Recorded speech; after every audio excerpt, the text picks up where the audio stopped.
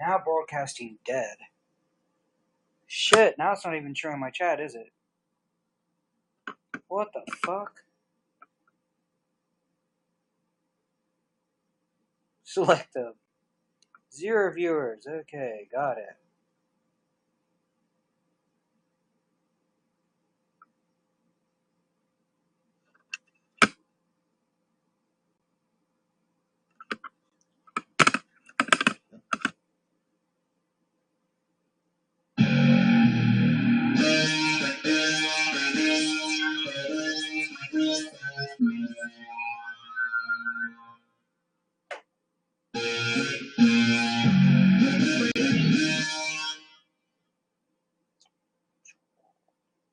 Why is it not showing viewers?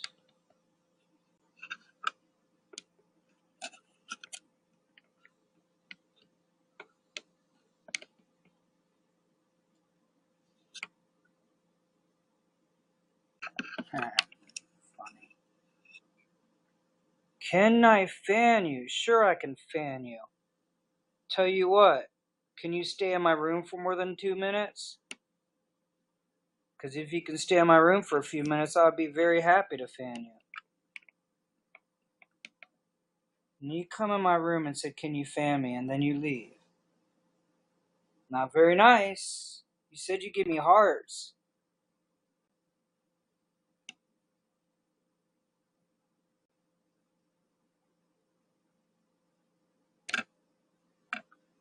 Zero viewers. What the hell? What was that about?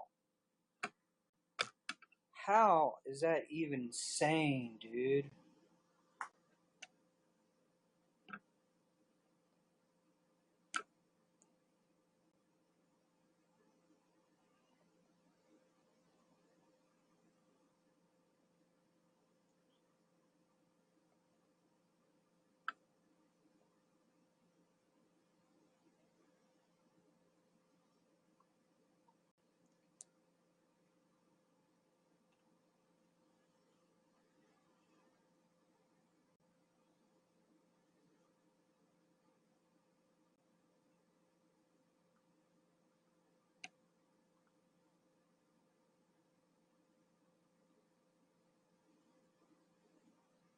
Anyone that stays in this room,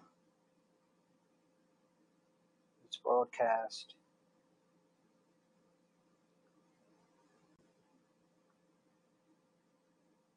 Over 5 minutes.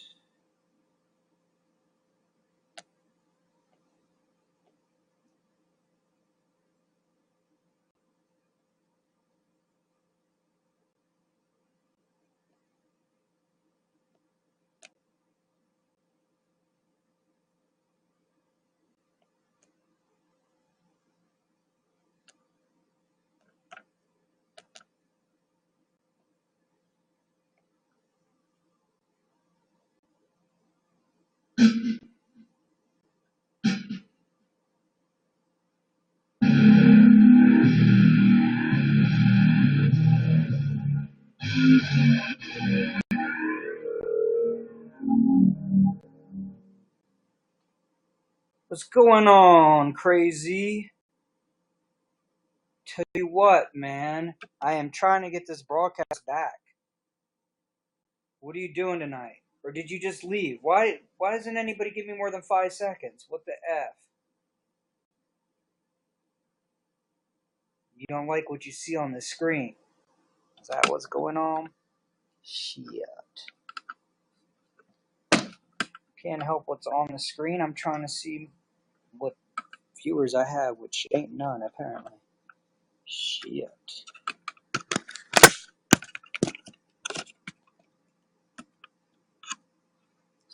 Get these computer keyboards in here.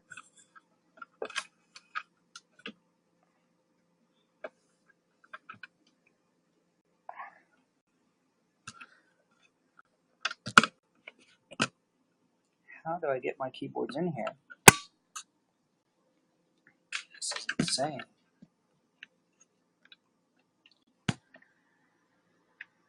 Oh, because this is reversed, that's why.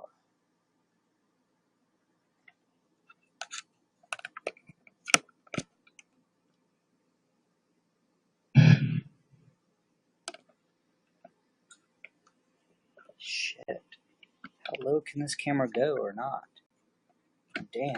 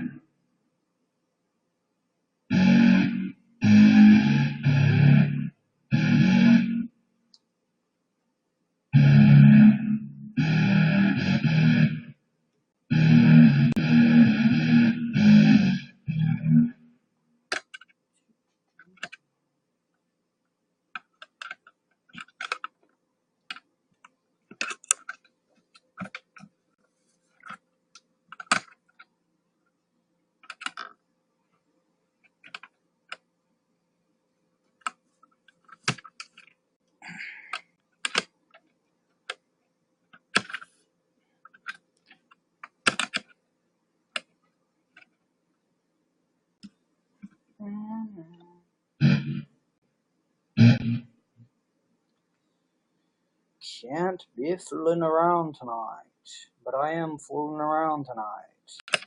Spiritual Anarchist is now 144. There's 141 people on here? Fuck. What the hell, man?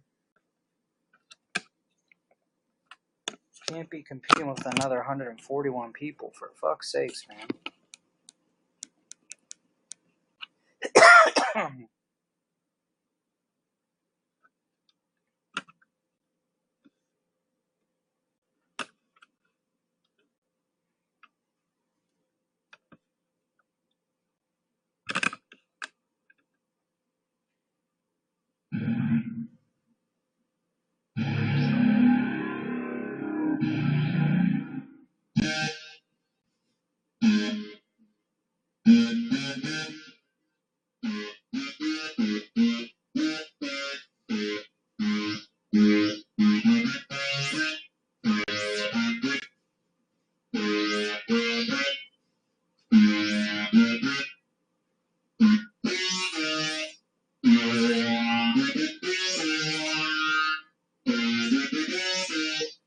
What's going on, Kia? Damn. Oh, man, alright. What the hell? I don't want to have to hold people hostage. What the... Why does everybody keep coming in and leaving? It's annoying. I can't even comment on it because there's nobody in here to comment to. Damn. Over 5 minutes tonight. Y'all can't even stay over 5 seconds. I heard a short attention span, but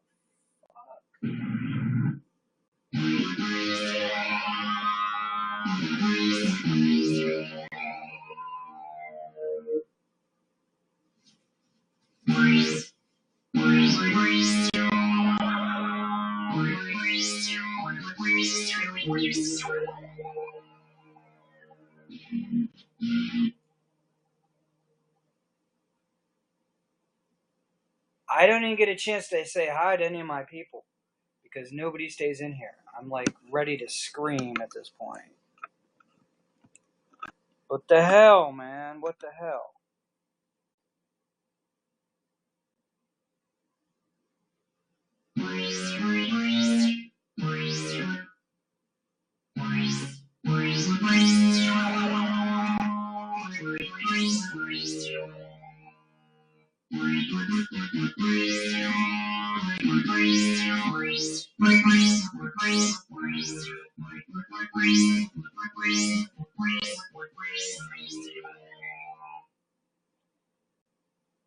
Fuck.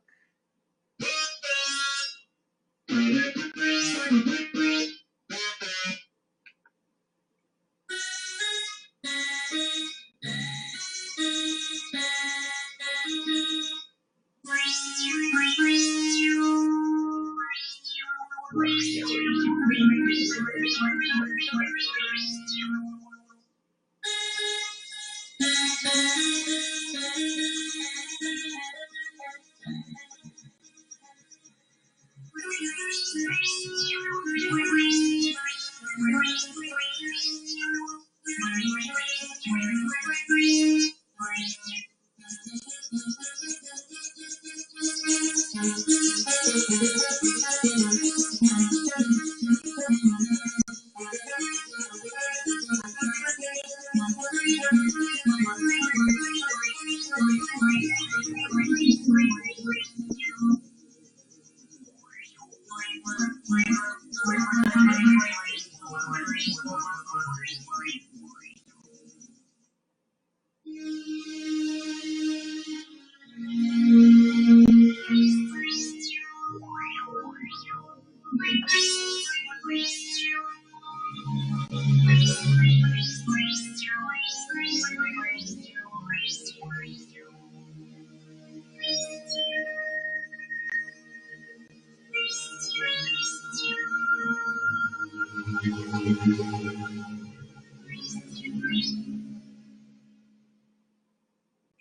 I don't know what I can do with that.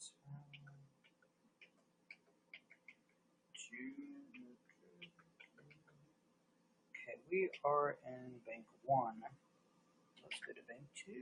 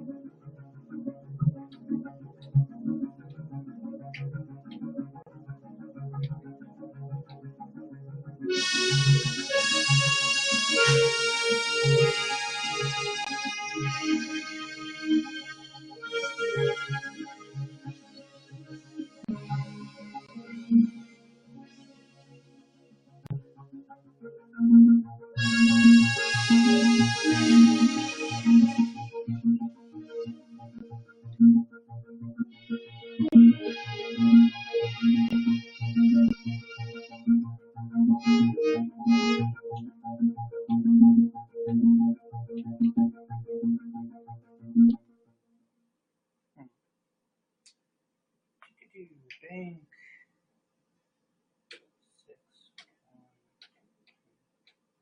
6.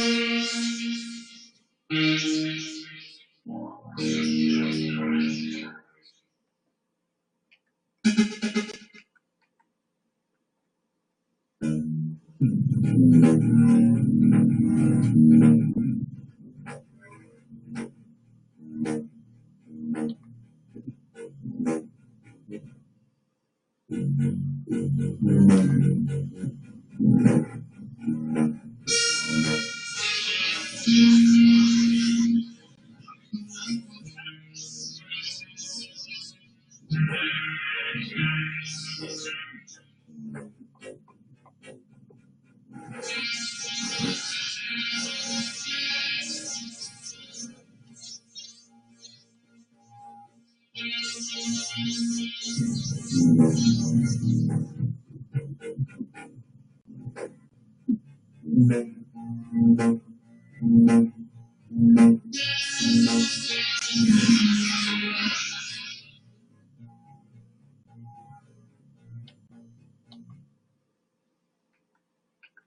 of those work. What is this?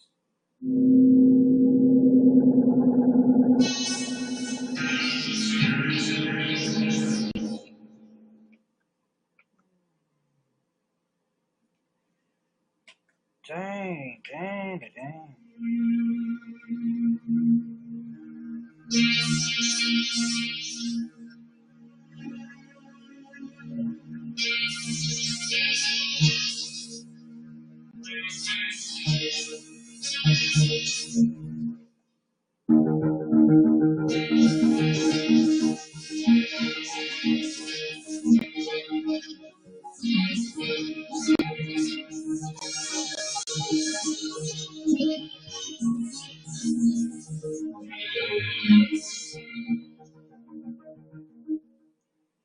What's up, Quirky? Okay.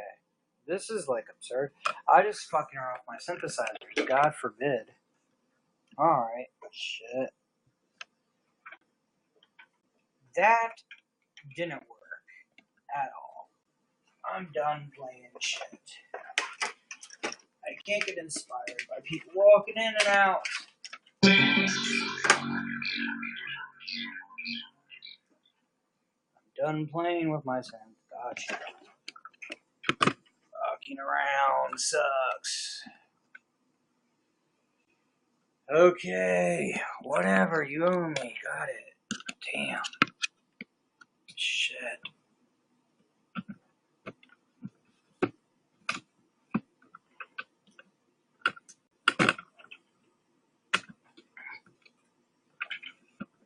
Oh.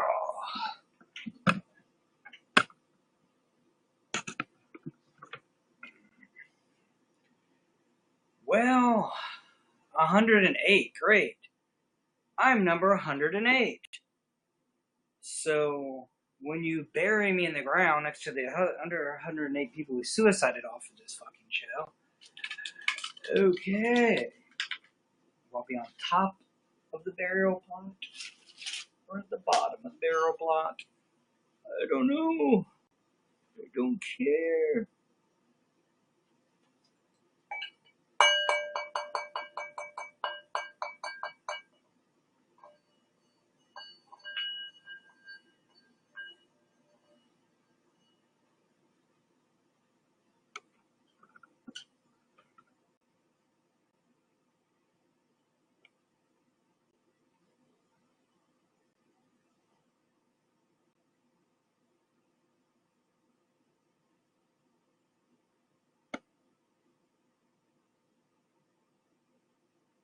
What the fuck?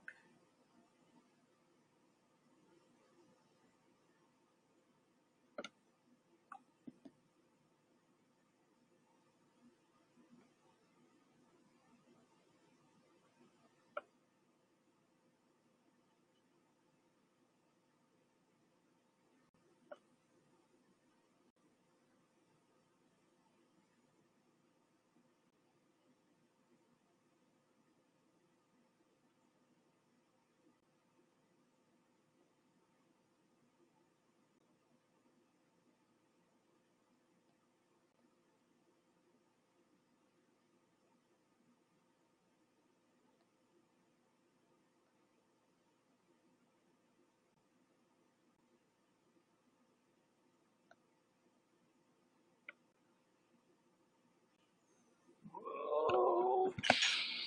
Cannot add. It's my fucking chat. Why can't I add my own chat? Jesus Christ.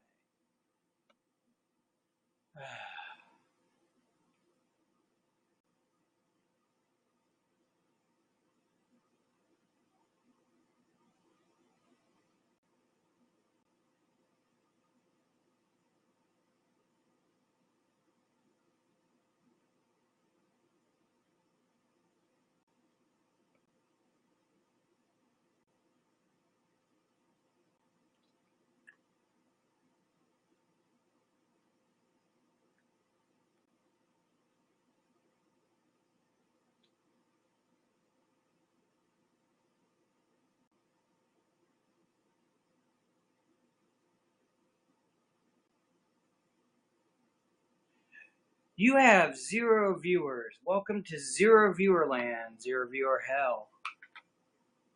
Burning in hell would be less torturous than this.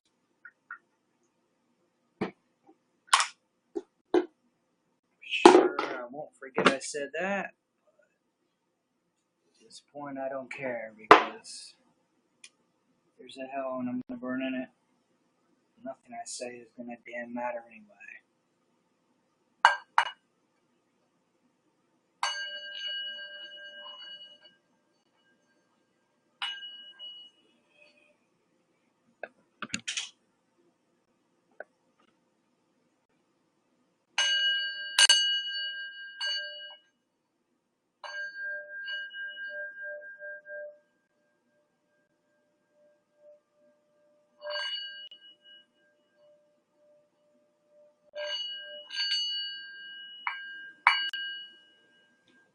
I hate to waste eating salvia every day, but I don't have to work for 2 days, so who gives a fuck at this point?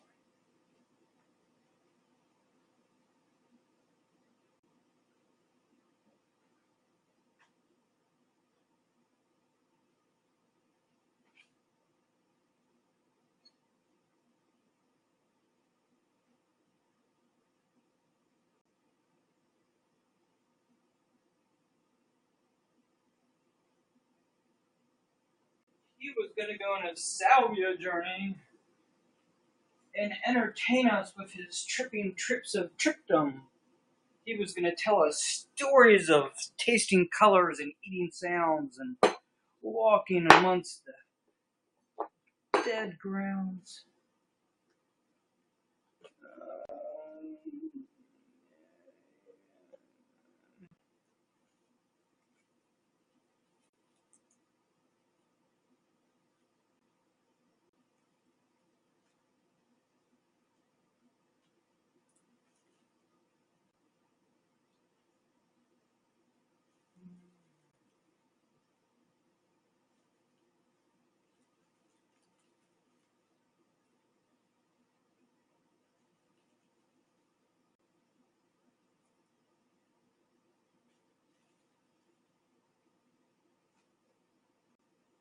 What's going on, YouNow?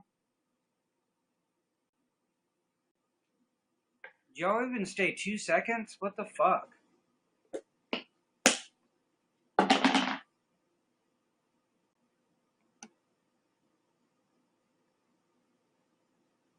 Why does it even say you're watching?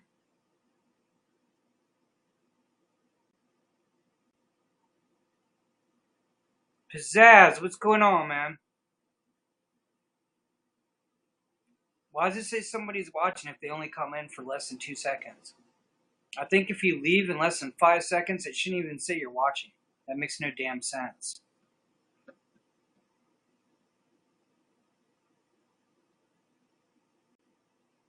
Thank you. I'm glad you agree with that.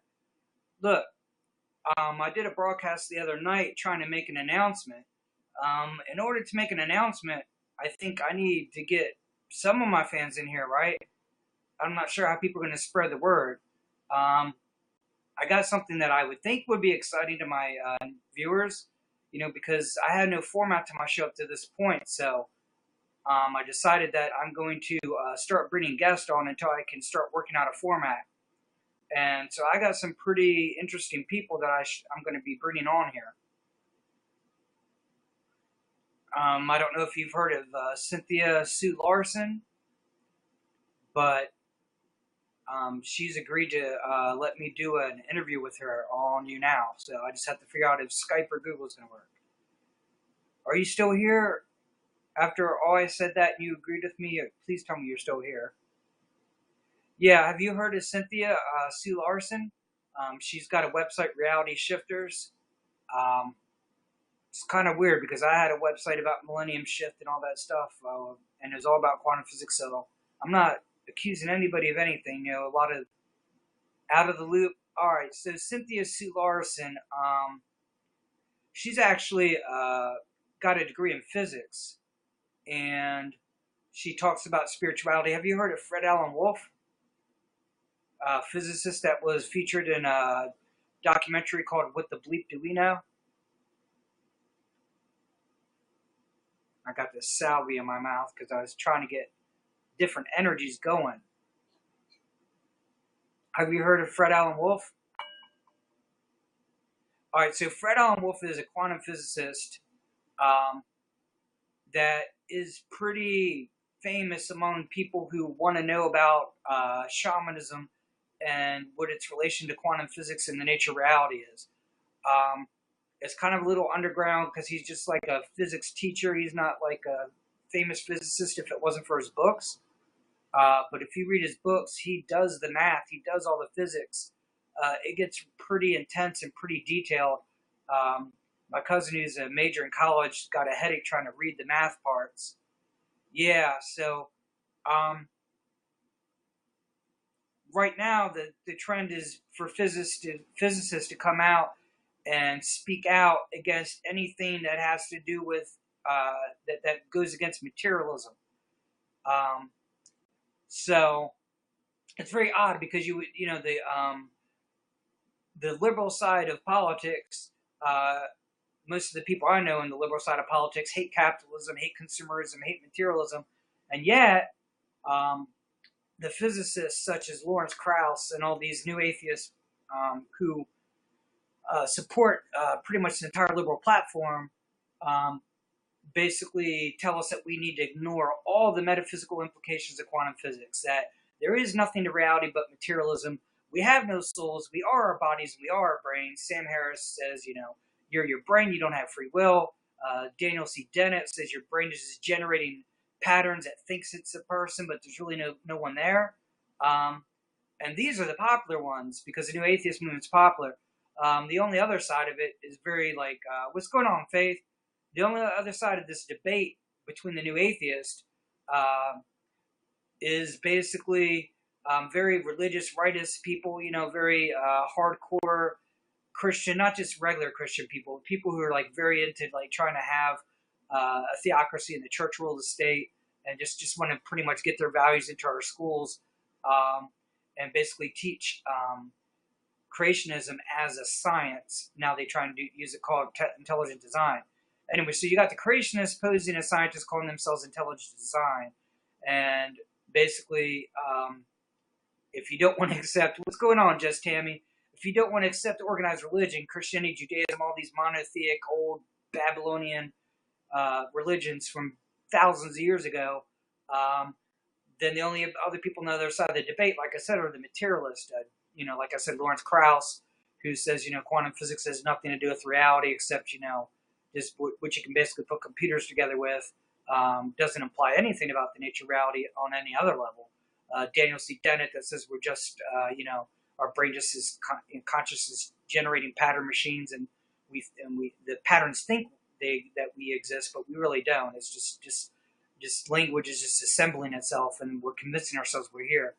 I don't know if he goes that far, but he goes pretty close to it. And then, of course, Sam Harris, who just says, we have no free will. So anyway, I'm trying to bring in the other side. I'm actually going to interview Cynthia Sue Larson, who's like the woman side of like Fred Alan Wolf, but a woman side. Basically, I'm trying to empower a woman. She's a physicist.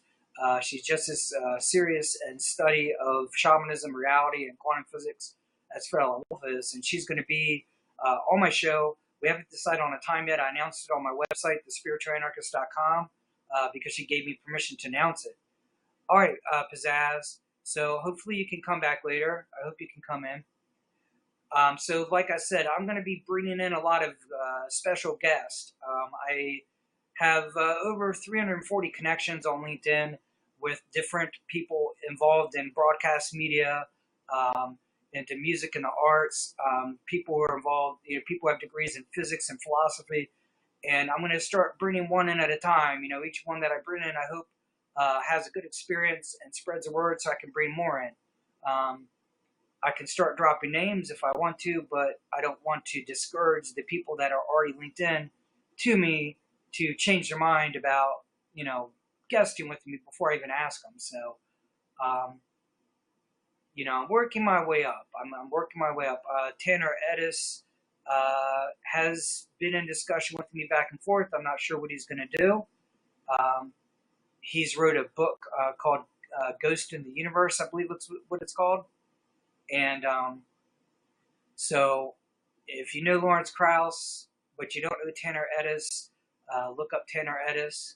He has some very interesting books in the same realm. You know, he's a physicist, and he writes about how physics and philosophy are related. And again, the New Atheist movement is part of let's get rid of philosophy because there's religion in it. So throw the baby out with the bathwater is basically what it is. You know, you don't like the dirty bathwater, kill the baby too.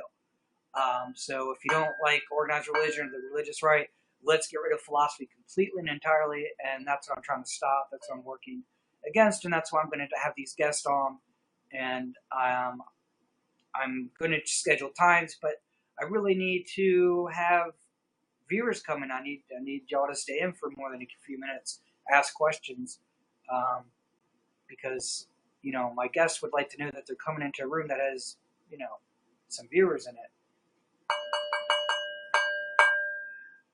Okay, so just Hammy, Faith, I'm presuming you're already gone. I can't explain myself in less than a minute. I can't.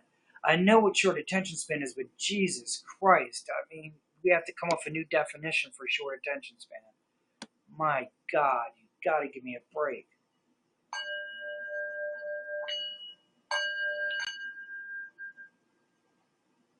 Oh my God. Okay, let me fan Pizzazz. Did I already fan you? Yeah, I did.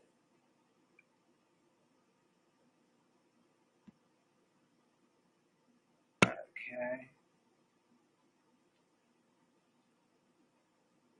I can tell why someone with the name Faith might run. I don't know about Just Hammy. I don't even know Just Hammy, I don't think. We need to get this show started, man.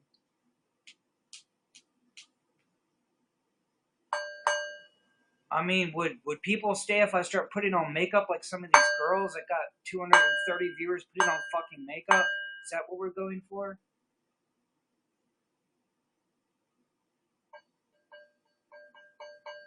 Should I talk about degenerates?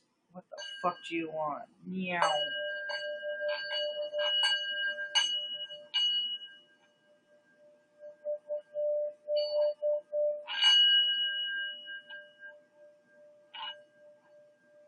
I'm gonna have to get groups of people together, get them on YouNow, and get it rocking. I'm moving up to 97. Damn, maybe if I stay on 2 hours, I can move up to like 87.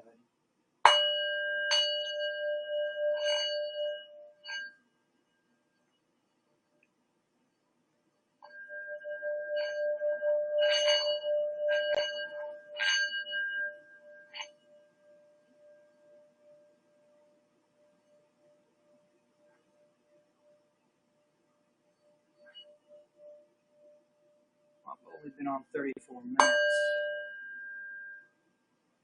I'm gonna get hungry.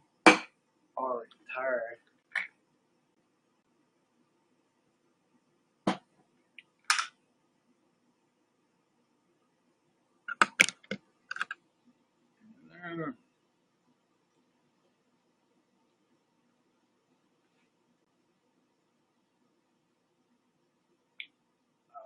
God.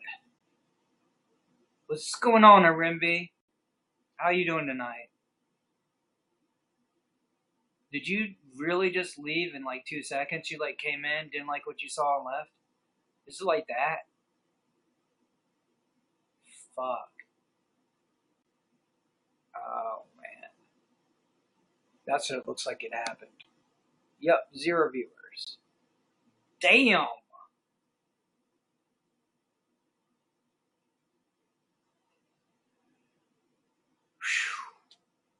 I almost got just shit on my face or something. I don't know. Fuck. I didn't just wipe human or animal feces on my face. I don't know what the fuck is going on. I'm going insane at this point. Is my Mother creating her fucking reality. So I ain't dealing with that shit. Twitter. Twitter, tell people I'm on and get people in my fucking room now. I'm just going into cuss mode. I'm sick of this shit. Twitter. Damn. Twitter, get your fucking ass over here.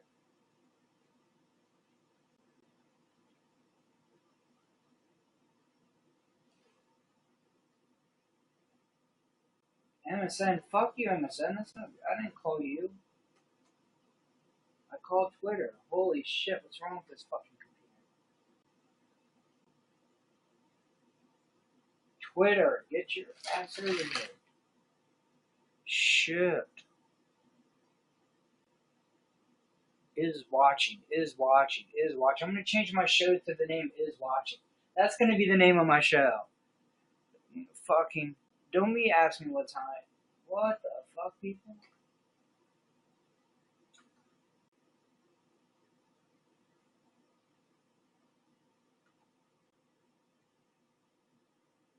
Is watching my ass.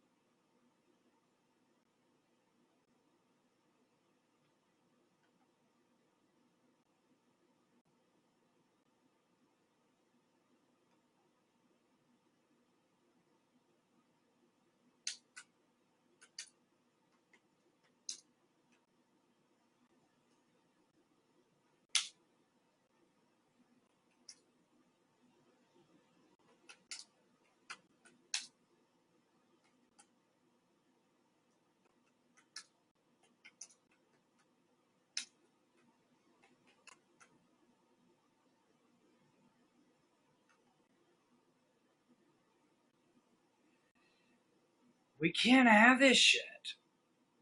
Damn. I got all this energy to go nowhere. What the hell? I need an annoying mother. Lala, give me an annoying mother.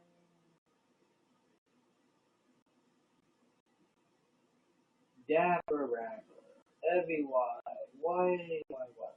Me and Bill Nye. So, Neil deGrasse Tyson. Come in and say hi, Jacqueline. Jacqueline, are you live? Cause this is getting harsh.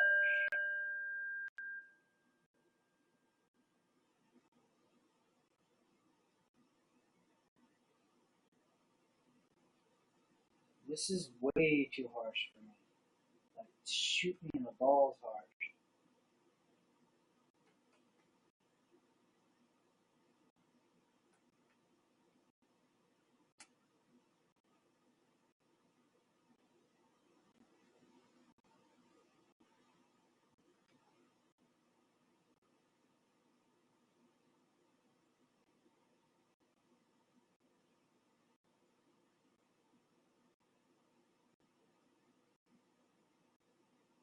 Can we get paid tomorrow? I think we get some money tonight, so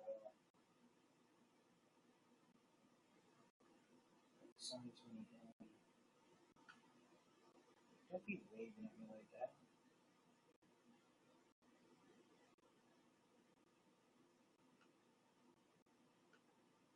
Always allow fucking pop-ups. What the fuck, man? What browser am I using?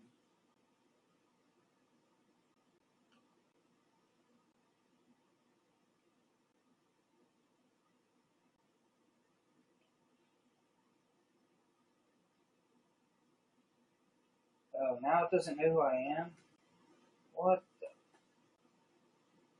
What browser is this?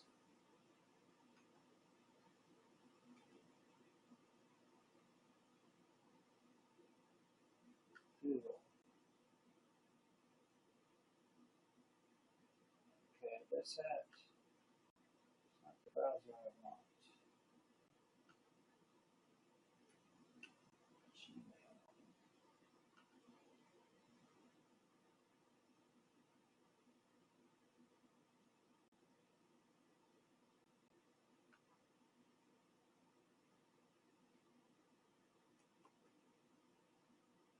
Oh,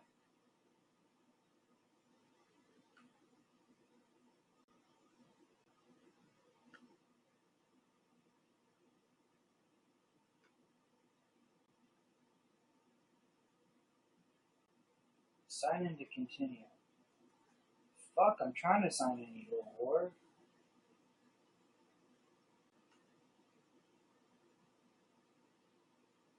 Enter your password.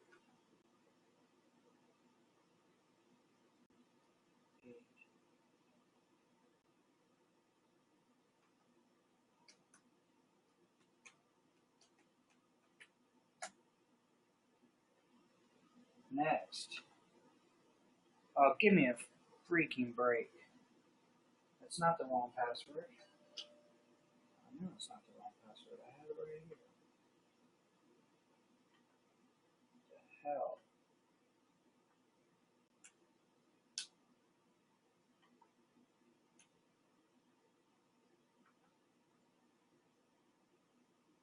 Shit.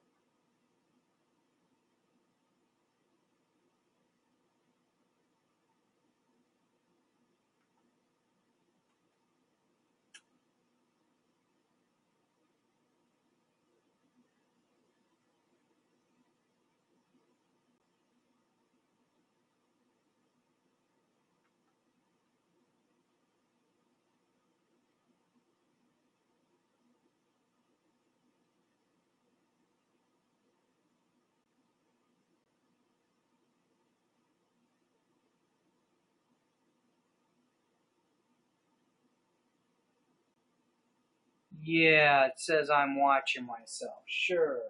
Sure I am. No problem.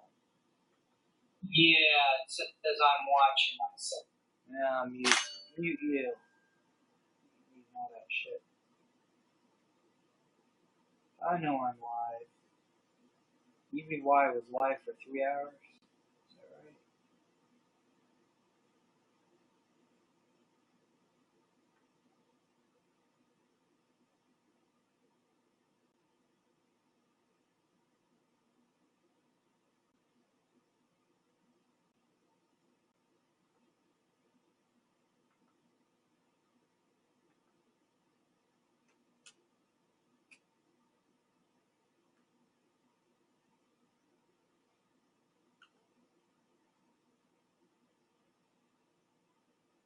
Oh my god.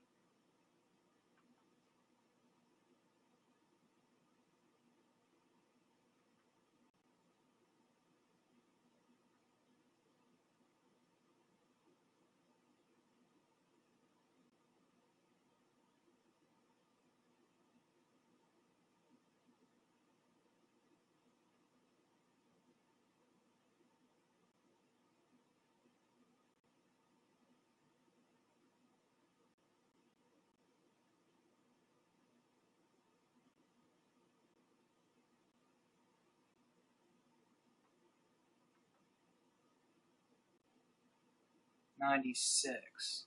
Nice.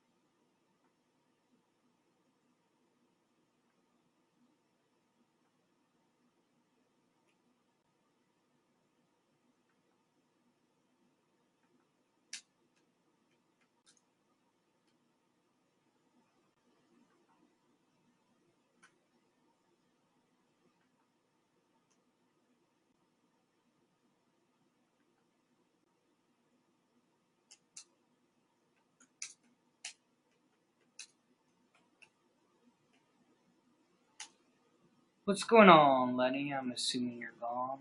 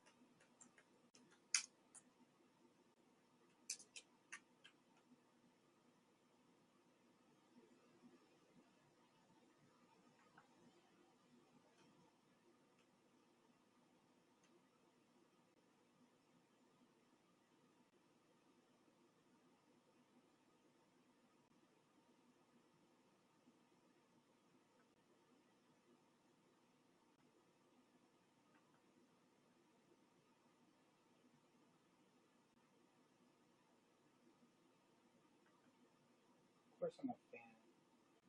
Why wouldn't I be a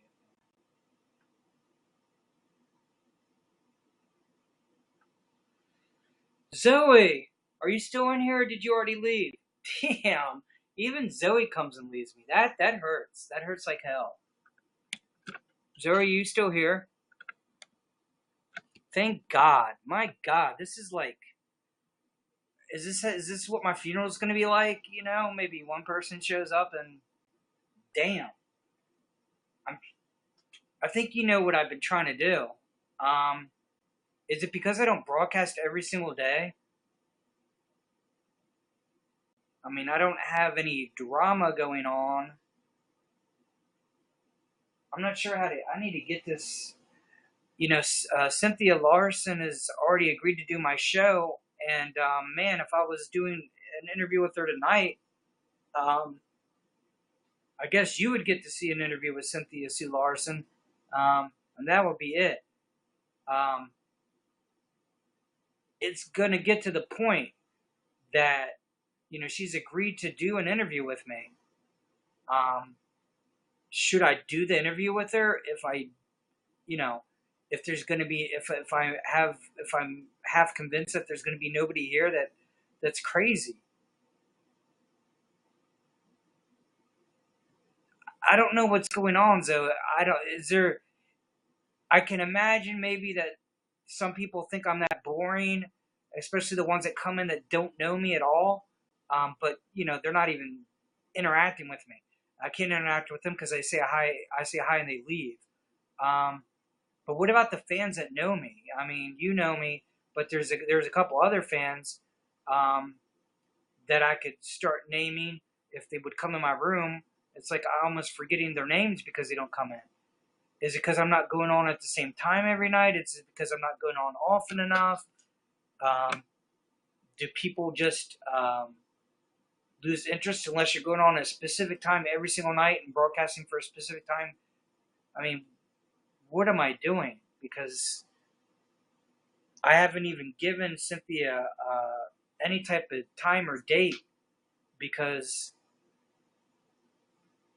I mean, it's very important to me that people visit my website and see what I put up there and interact. And if they're not going to, I mean, I got a serious problem here. So, I mean, is there a specific... Thank you, Zoe, for 2,000 likes. Maybe we can get some people in here. Is there a... Okay, scheduling thing. So, I mean, I just worked with my job to try and get them to cut hours so I can do this more. And they agreed to let me work 10 to 2 when I really wanted more days off. But they don't want me to take days off because taking 2 days off, I'm already working 30-something hours. So they want coverage. So 10 to 2, I was like, well, at least I could get home. Thank you for inviting fans. We need to get this started. This is crazy.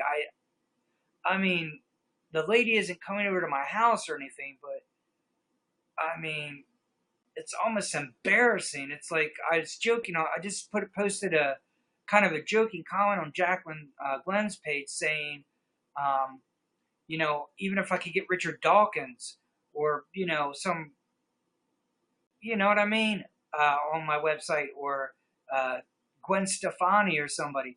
Even if I could get them to guest with me, what's the damn point if nobody's going to come in the room? I mean, it's insane. I mean, completely and totally insane. We got to figure this out. I think the thing about posting videos and all that, the thing is that's going to take time, right? I got Cynthia. She's like a spiritual writer, and she's a physicist, or at least has a degree in physics. She writes books and has written articles. She's a very active person. Kind of in the same circles that people who watch Fred Allen Wolf. And she's asking me, how do I want to use Skype? Do I want to use Google Plus? I'm sitting there trying to figure out what the program is going to work with YouNow. And she's asking, we're trying to schedule a time. So interview her on a video. Okay. So if I interview her on a video, I was kind of hoping to generate interest by doing a live broadcast and a live interview with her. Because suppose I do a video, then what? Then I have to get YouNow to basically let me stream a video that anybody could watch on YouTube. Okay, so post a video on my website. Here's the thing, though. Are people visiting my website? Because I put on my website, upcoming... I gotta bring up my own website because I'm starting to think I'm imagining this. I got Tanner Edis, a physicist. I got Cynthia Sue Larson. I figure if I can get these two people, maybe I could get the Cosmic Skeptic on here and do a little debate with him. But even if I did, again, I feel like I'm imagining the thing because I don't know if anybody's visiting my website, if anybody's checking. I just did an update. It says on my website now, um, if anybody could, I even gave people a secret fan page, which I was gonna put, the upcoming events on. But I can't even tell if people are coming to my page. Nobody's making any comments. It's like I'm dead. It's like I don't exist. I'm starting to question my own existence. Yeah, it says upcoming events, and it says Quantum Jumps interview with Sue Larson. And I was going to add information. I don't know. I mean, if people come in this broadcast, you've been to my website. What do you think so far?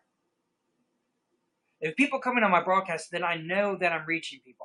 If I have 50 people in here and I say, oh, we're gonna interview Sue Larson, I'm gonna get musicians and artists, and people say, well, they'd rather see this than they see that, or they can't wait to see the musicians or what type of music I'm gonna have, then I know what. But if I do a website, nobody's interacting. Some of the links don't work. What links don't work?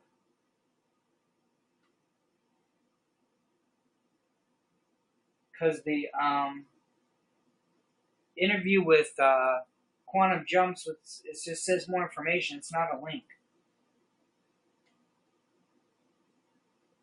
Learn more on the home page. Okay, hold on.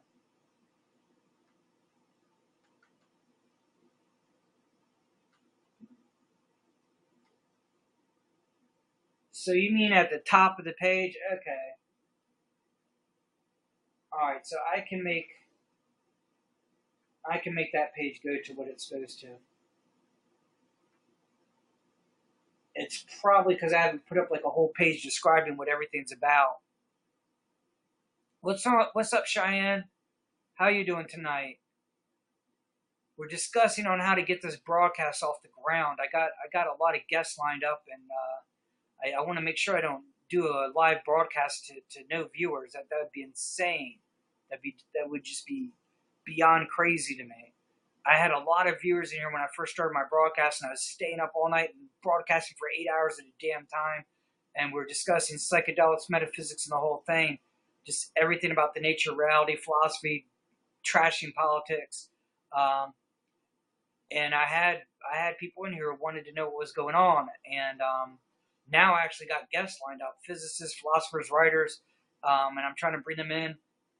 And they need to know that people. What's going on, Lilith? I'm sorry, Lilith. How you doing tonight? So Zoe, do I still have people in here? I cannot tell. I see people. I'm trying to get this going here. Do people know what this broadcast is about? Maybe I need to put more on my page.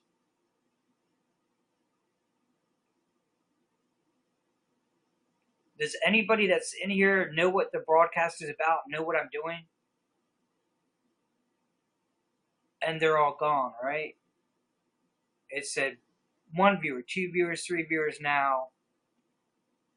0. The philosophy tab has a thing at the bottom that looks unfinished.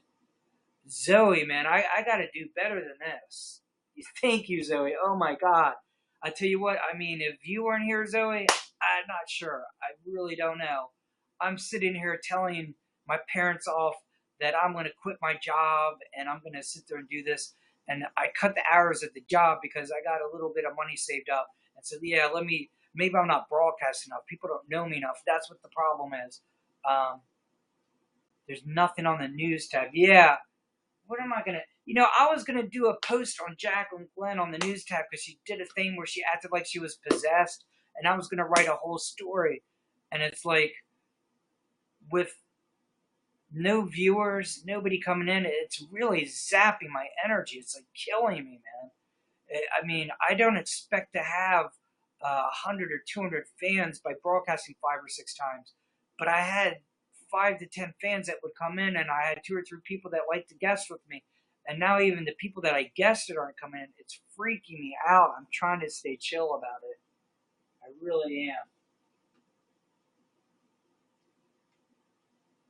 Alright, so on the news tab, I'm trying to decide what to focus that on. Like I said, I was going to sit there and do kind of news within YouNow, and I wondered if I should focus that too focused on YouNow. Like I said, I was going to do the spoof of Jacqueline Glenn basically saying, she's an atheist and she's playing with the Ouija board, and now look what happened to her. She got possessed, and she thought it was a joke and it wasn't. I was going to try and write a serious story that wasn't really serious and just see what happened. What's going on, Sophia? Sophia, I mean, that's a name that is like the origin of the word, the goddess Sophia, which is the goddess of wisdom, philosophy, which is what I'm about. What's going on, Caitlin?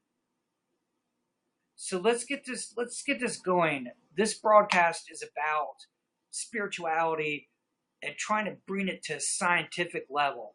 Basically, organized religion's got its whole superstition and supernatural and all these old books from thousands of years ago that they pretty much copied from their neighbors in Babylonia and Samaria, and just created like this huge power play to oppress women and oppress minorities and stuff. It's a very sick thing, but a lot of spiritual people adhere to it, because after the Inquisitions and the Crusades and they killed so many people, nobody would stand up to the churches anymore, and so they basically converted almost 90 to 100% of the people at the time.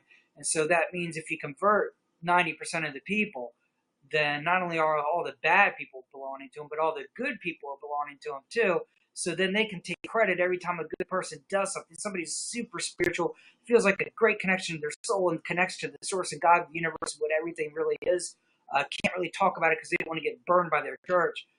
But whenever they do anything good, the churches make them a saint and take credit and say, well, that's because he was Christian or Jewish or whatever.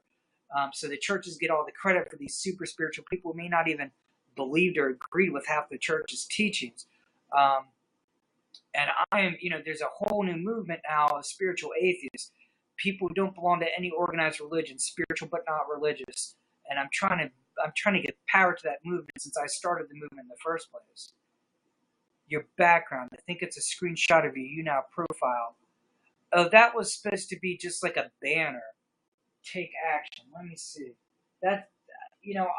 I'm back to that. I'm showing my age. The old web pages, they have banners. If you see the very front of my web page, it says spirituality starts with you, and it has an image of looking into a human eye that's made out of galaxies. And it looks like a banner, and it looks perfectly blended with my website.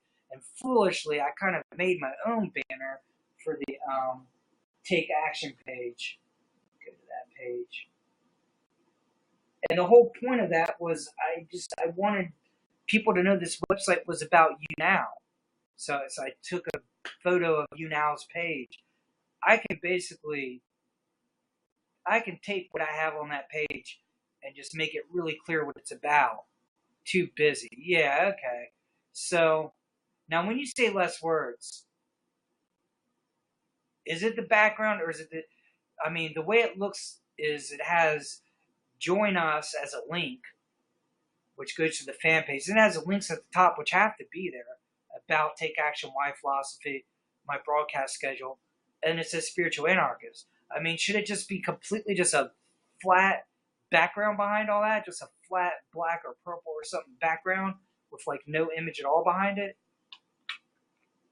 I could just take I want the Spiritual Anarchist symbol, and I could just take that and just make a very dark background so that the contrast of the Take Action, Spiritual Anarchist, so that everything shows up better. I could just like make sure that the dragon logo's on it. You need kind of banner art. What? Okay, there was like another one I did.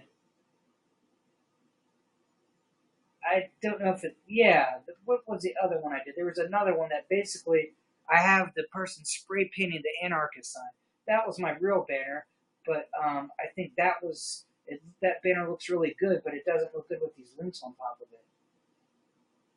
Let me see if I can find that banner on this page.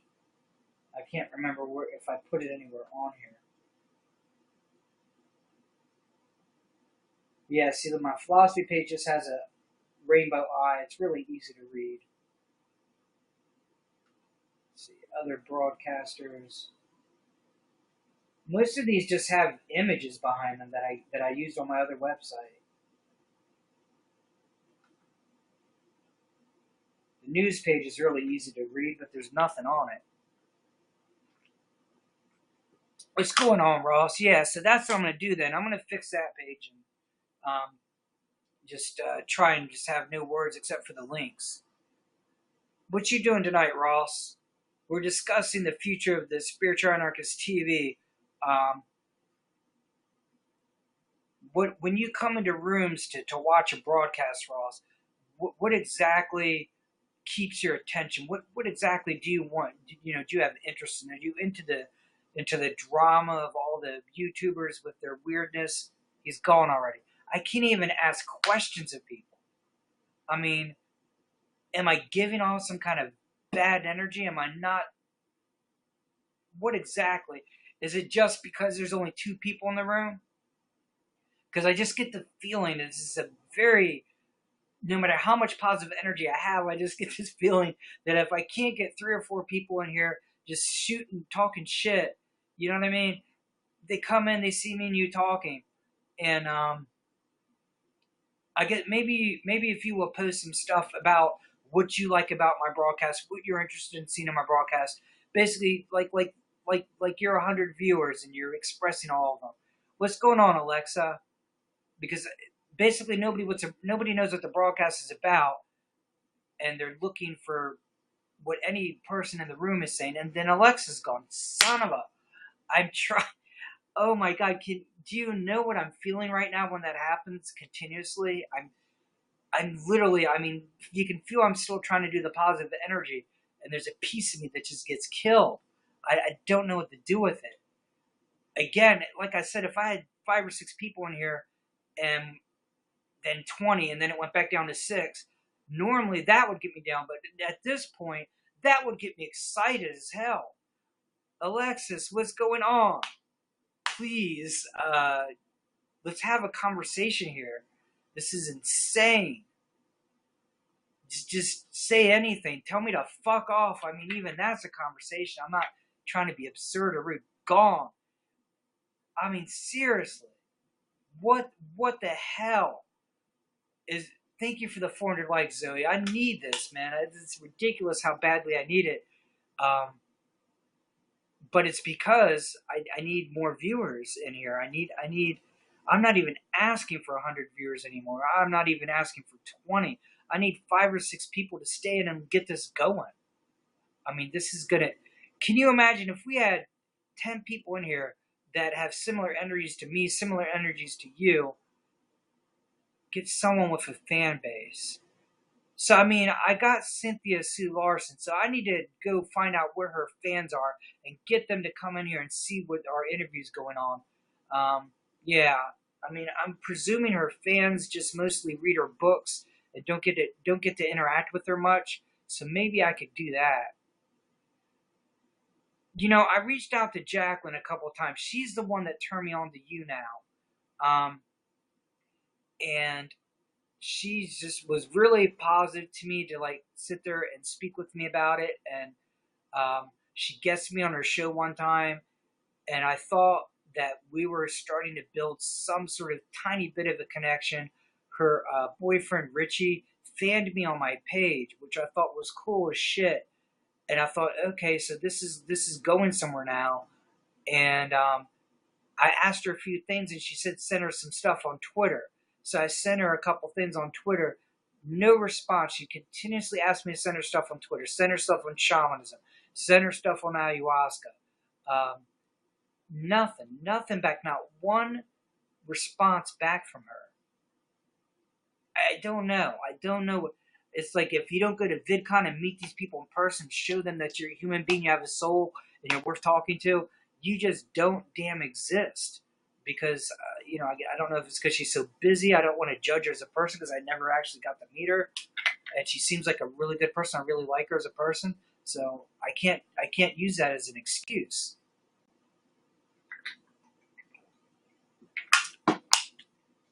I'm gonna have to like start doing some collaborations with some other YouNow and YouTubers.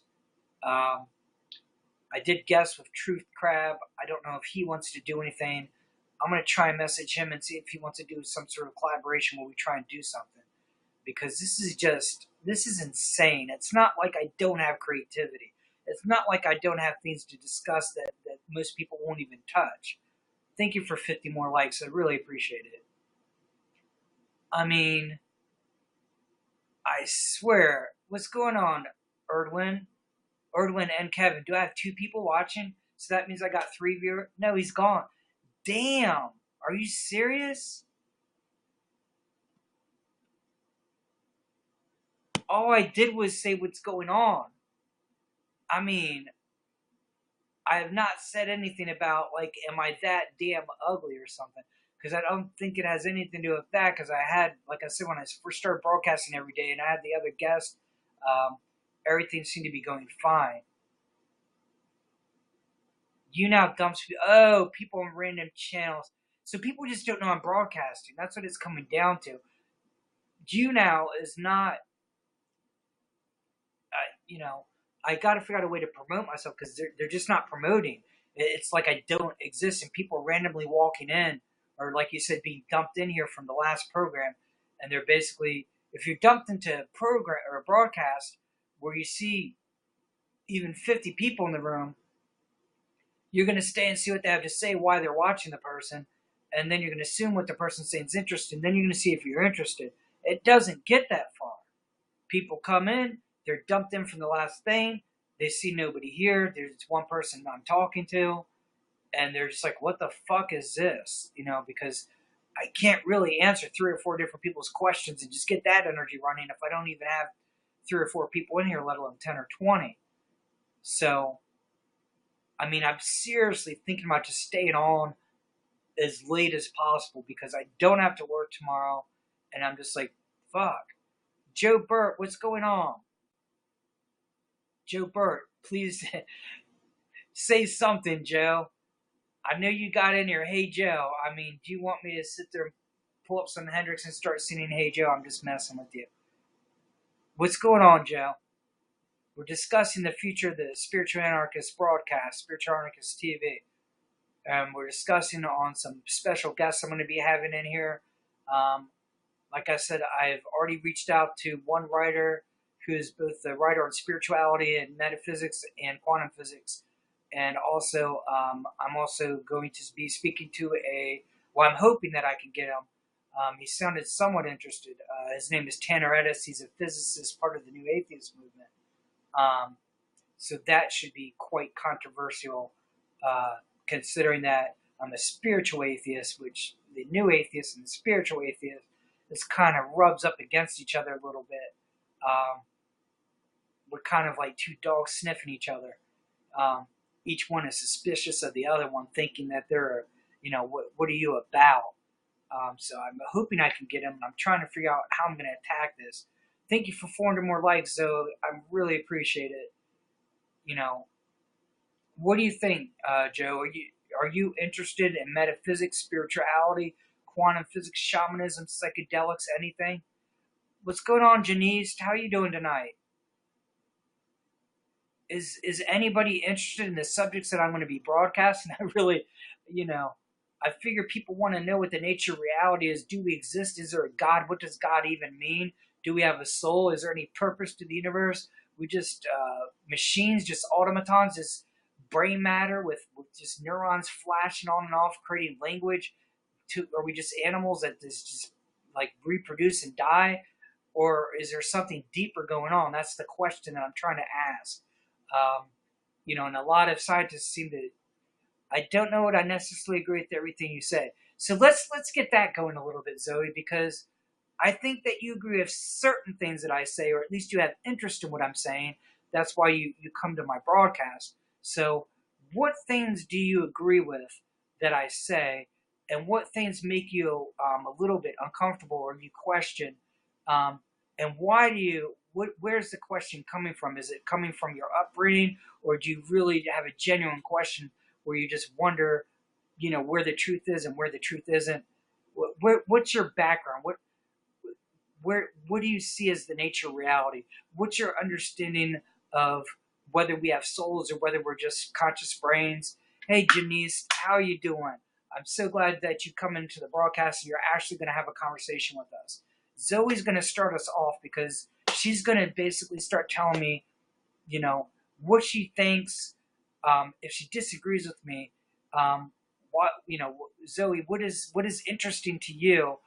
Because a lot of people, when they find that they disagree with someone, um, especially if it's something deep, then a lot of people will run. They'll be like, the first thing it is just I've had people say, "Do you believe in God?" And then I say, "Yeah, but I don't think God is a person." The moment they figure out they think God is a person, I don't think God is a person, they're gone. That's it. They don't want to talk. They don't want to discuss anything with me. I was raised Methodist Christian, but never felt a spiritual connection to anything. So when you say didn't feel a spiritual connection to anything, do you mean that you didn't feel a spiritual connection to religion, or you feel like the religion made sense? You actually stopped believing because I never felt a connection. Yeah, see, that's the problem I feel is with organized religion. Is organized religion.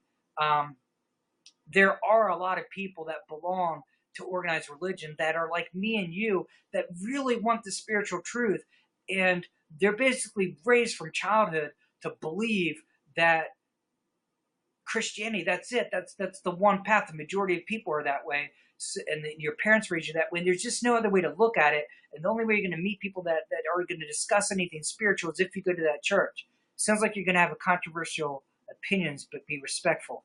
Yeah, I'm going to definitely be respectful, because I know that there are a lot of Christians that are Christian because they want to be deeply spiritual. I know some of them really believe some of the Christian beliefs, and some of them are just bothered by the religious beliefs, but they don't want to be left with nothing.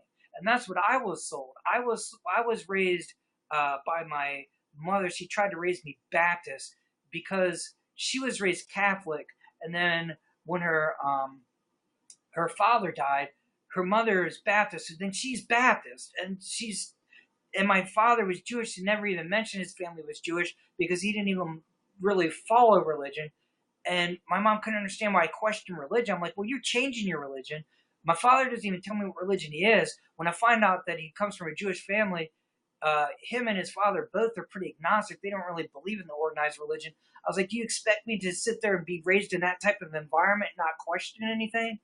But to be honest with you, even if I wasn't raised in that environment, I feel like I'm an older soul that reincarnation is real, and I was remembering things that contradicted all this religious crap.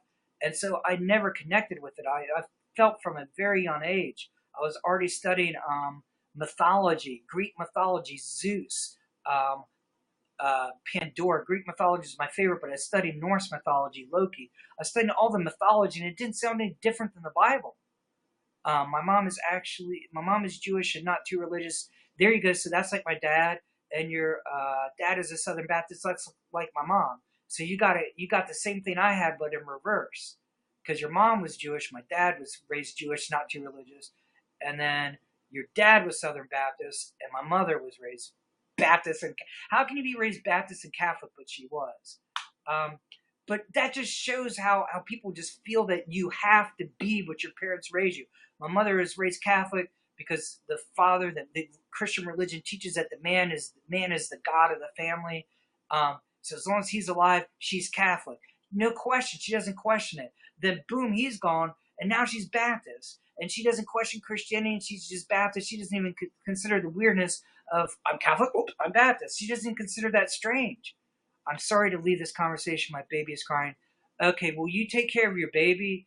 I'm going to fan you. Please make sure you fan me. And please make sure, that you check out my broadcast. I'm going to start broadcasting more. And go to thespiritualanarchist.com and see what I'm doing with this website. Thank you for becoming a fan.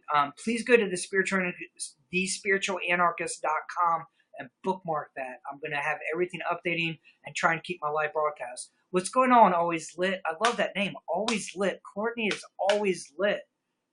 Are you really always lit, Courtney? Because that's what we need in here right now. All right, you said your mom's home. You'll be right back. All right, that's cool. So, Courtney, are you really always lit?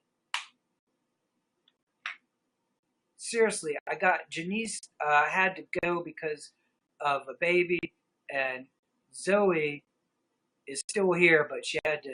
Her mom just came home, so now I'm talking to you, Courtney. Are you still in here? What's going on?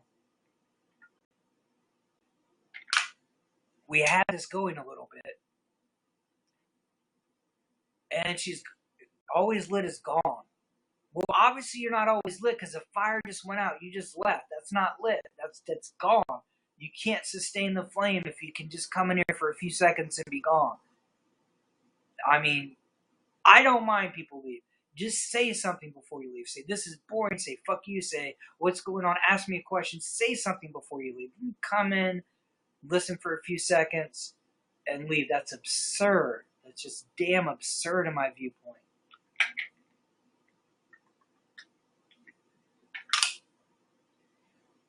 Zoe, let me know when you're back. Because I am, until people come in here, I am alone unless you're here. I'm just alone. That's all that's going on. And we had a conversation going too. Well, at least I'm from 108, and guys, at least I moved up to 30. I didn't think I would even get past 80. At least I don't even know. I got one viewer and I've moved up to 30. So maybe if I get 3 or 4 viewers, we could move up to 10 or something.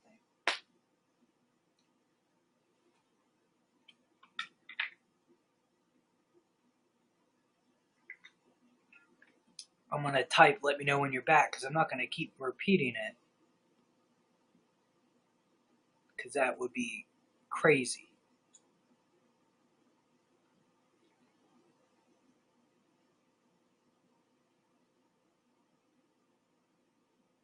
Whoops. Let me know when you're back. Zoe.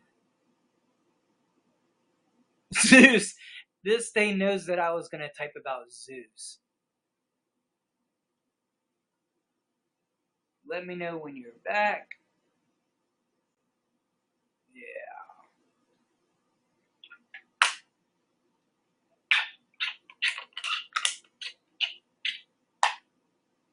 I need some ice.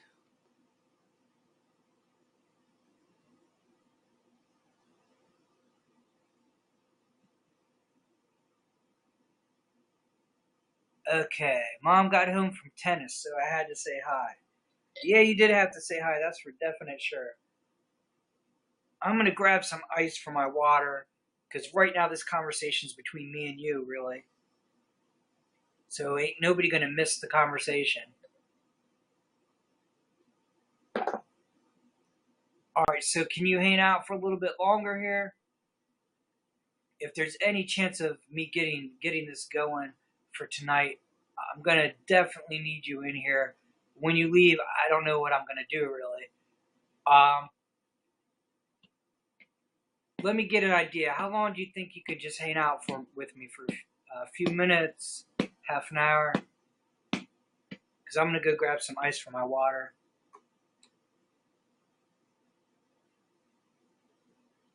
How long do you think you can hang out, Zoe? Because I'm hoping we can get this going into something. You can hang out as long as possible. Okay, that will work then. Because we can get some interesting conversations going, and maybe people will come in and use their brains around 2 a.m. Yeah, that's me. That's the same as I am, you know. Yeah, I'm usually out by 2 a.m. when I have to work, and then if I don't have to work, then I mean, I don't know if I'm going to sit here and do this broadcast till 2 a.m., but I'm definitely willing to do this broadcast for a couple hours until some people come in and we can get some shit going on. And me and you have some stuff we can discuss. First day of work tomorrow. What time do you have to go to work? Because I don't want to keep you up to 2 a.m. if you have to be up at 7 a.m. What time are you working?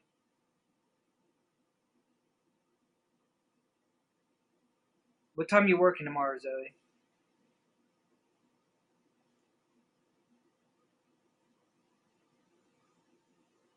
I'm going to go get some ice. you have to be up by 7:30 to get there by 8:30. So when do you got to go to bed so you can wake up at 7:30? Like about 10 or 11 o'clock? What time is it? Oh shit, it's already 11:30. How long have I been online with just an hour and 30 minutes? So if you go to bed by 2 a.m., you can get to work by 8:30 and still have your energy? I mean, I'm not trying to screw you up. I mean, you give me support, and I can't even tell you how much I appreciate that. But if you're at work at 7:30 in the morning saying, "Damn, I hate Brian. That jackass kept me up for his broadcast till 2 in the freaking morning."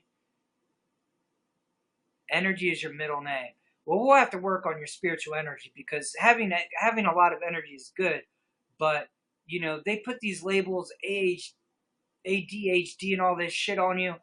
Then they try and treat it with drugs and shit. It's probably Kundalini energy that you're dealing with. When there's more energy than physical energies can explain, and it has nothing to do with your diet or caffeine or anything like that.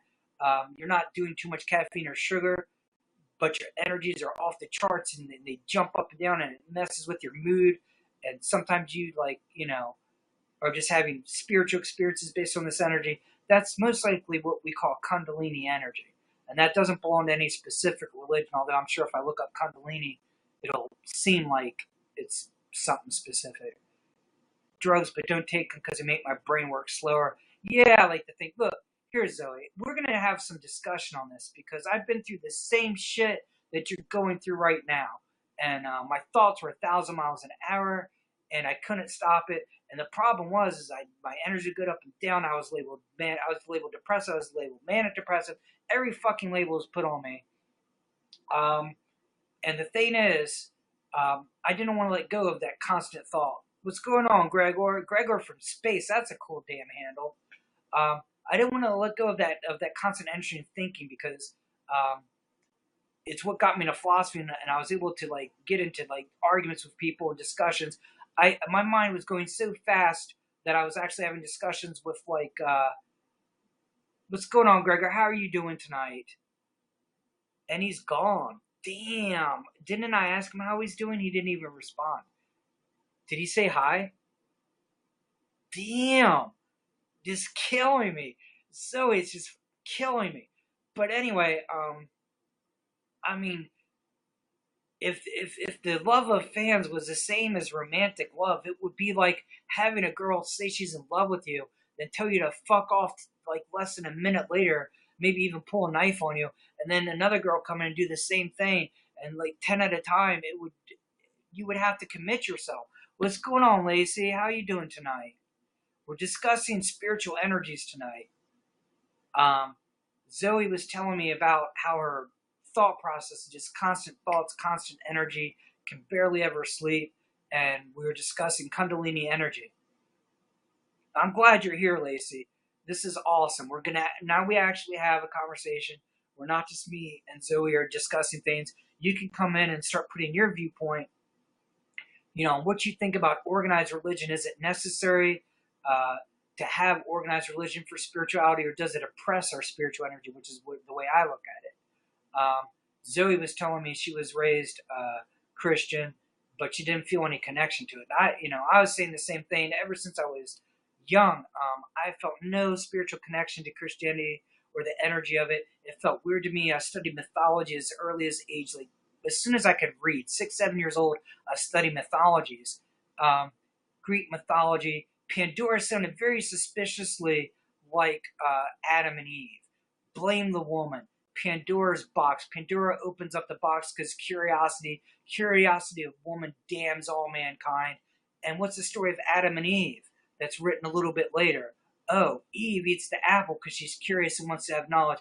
And religion basically saying to you, don't pursue knowledge, don't pursue wisdom, follow authority, keep your mouth shut, obey your master. It almost is like Master of Puppets off of Metallica, though I think that song was about drugs. Damn, listen to Master of Puppets and see if you don't feel like you're in a Christian church being told to, obey your master. Seriously.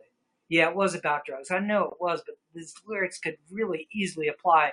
And they did do songs like "Bow to Leper Messiah" and got I think it's one with the God that failed. So they've thrown some challenges down in their lyrics before, so it's not too far of a stretch. So we were talking about how basically people are the way I felt. I don't know if both of you feel this way or can relate to this, but the way I felt growing up was I was offered, okay, do you want a spiritual connection? Do you want to feel the connection with your family? And do you want to feel that family connection with everyone else? Do you want to feel that there's a purpose in the universe, that maybe God exists, that there's something going on besides just being flesh and blood? What's going on, Rachel? And if you do, you have to follow Christianity because that's all that's offered. And if you challenge or question Christianity, then you don't believe in God. You're believing in it the wrong way. And so I just called myself an atheist until I start finding about all these different levels of philosophy and all these religions that were hidden from me before. And eventually I discovered shamanism and how they killed off all the Native Americans and tried to destroy shamanism. And then I got into Buddhism and started learning. Basically, I just want to learn the oldest teachings that ever were made by human beings to see if there was more of an answer in their teachings. The family reference hit me. Yeah. What do you mean by the family reference hit you?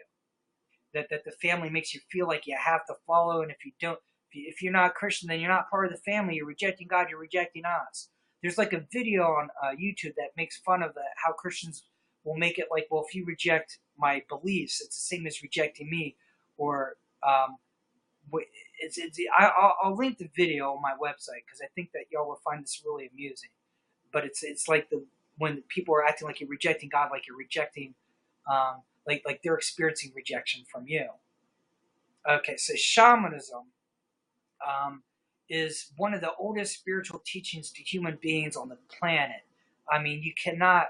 There's people say it's the oldest religion, but it goes before we even had things that we could call religion. All the very first basic practices of the first human beings that communed with nature and believed that every animal and every plant on Earth had a soul, and it was called animism. Um, and so I'm feeling if they have the connection to every planet, every animal, um, maybe I don't know how much understand they had of how our universe actually is, um, but they must have had some understanding of it because the Aborigines, who were one of the most famous known shamans, were credited with being one of the very first civilizations to discuss dreaming and dream time. And basically, their whole theory of the whole universe was created out of dream time. So if you look up dream time, you'll find some very interesting references to Aborigines and shamanism, and basically the oldest spiritual teachings of mankind before organized religion ever even existed. Um, and then what happened is people, at some point, as language became more complicated and civilization became actual civilization, and people had power structures and politics came into it, that's when people created polytheism and started creating all these different gods. And from there, polytheism turned into henotheism, which is basically there are many, many gods and all these nature spirits, everything exists, but there's a God that rules all the other gods. And coincidentally, the politicians at the time would like to create a society where they were the one ruler and they just happen to be teaching a religion that one God ruled all the gods. And it's supposed to be just a coincidence that happened about the same time. Um, and there's history in Egyptian history where I think it was Amun Ra tried to cross all the gods off the tombs and try to say there's one God. So it's not like Judaism or Christianity invented this monotheism garbage. The Jewish people copied the Genesis story from the Epic of Gilgamesh, which is a polytheistic story. So they copied the story of many gods creating the universe. Who had Marduk or whatever his name was, the one god of these gods? And they just copied the story, and that's why if you study Jewish mythology, you'll find out that they call God Elohim, which means gods, and you'll see in the Bible they talk in plural, like we created them, us. Just a feeling of happiness and community, all that came by only if you're a Christian. Yeah, nothing happens outside of that. Yeah, and my mom blackmailed me with that the other night. She was basically saying, you need to join a church because when your family's gone, who are you going to have for community? Who are you going to have that's going to support you? So it's almost like blackmail. Like, I only have my mom, my dad. I have two sisters, one sister. Um, we're not connected. We don't get along. Yeah. Um, and the other sister, unfortunately, even though we do get along and we would try and take care of each other, look out for each other, she's is a survivor of cancer. So she got lung cancer, and it went. She went away and came back, and it keeps coming back, and she keeps having to get treatment. So God willing, she's been with us for a couple more years. But I just did, I don't know how long I'm going to have connection with her. So when my parents are gone, if she's gone, cancer sucks. And so if my parents are gone, and if she ever, she thinks it's inevitable that, that she was told that cancer keeps coming back. I'm trying to create the reality that she's a survivor.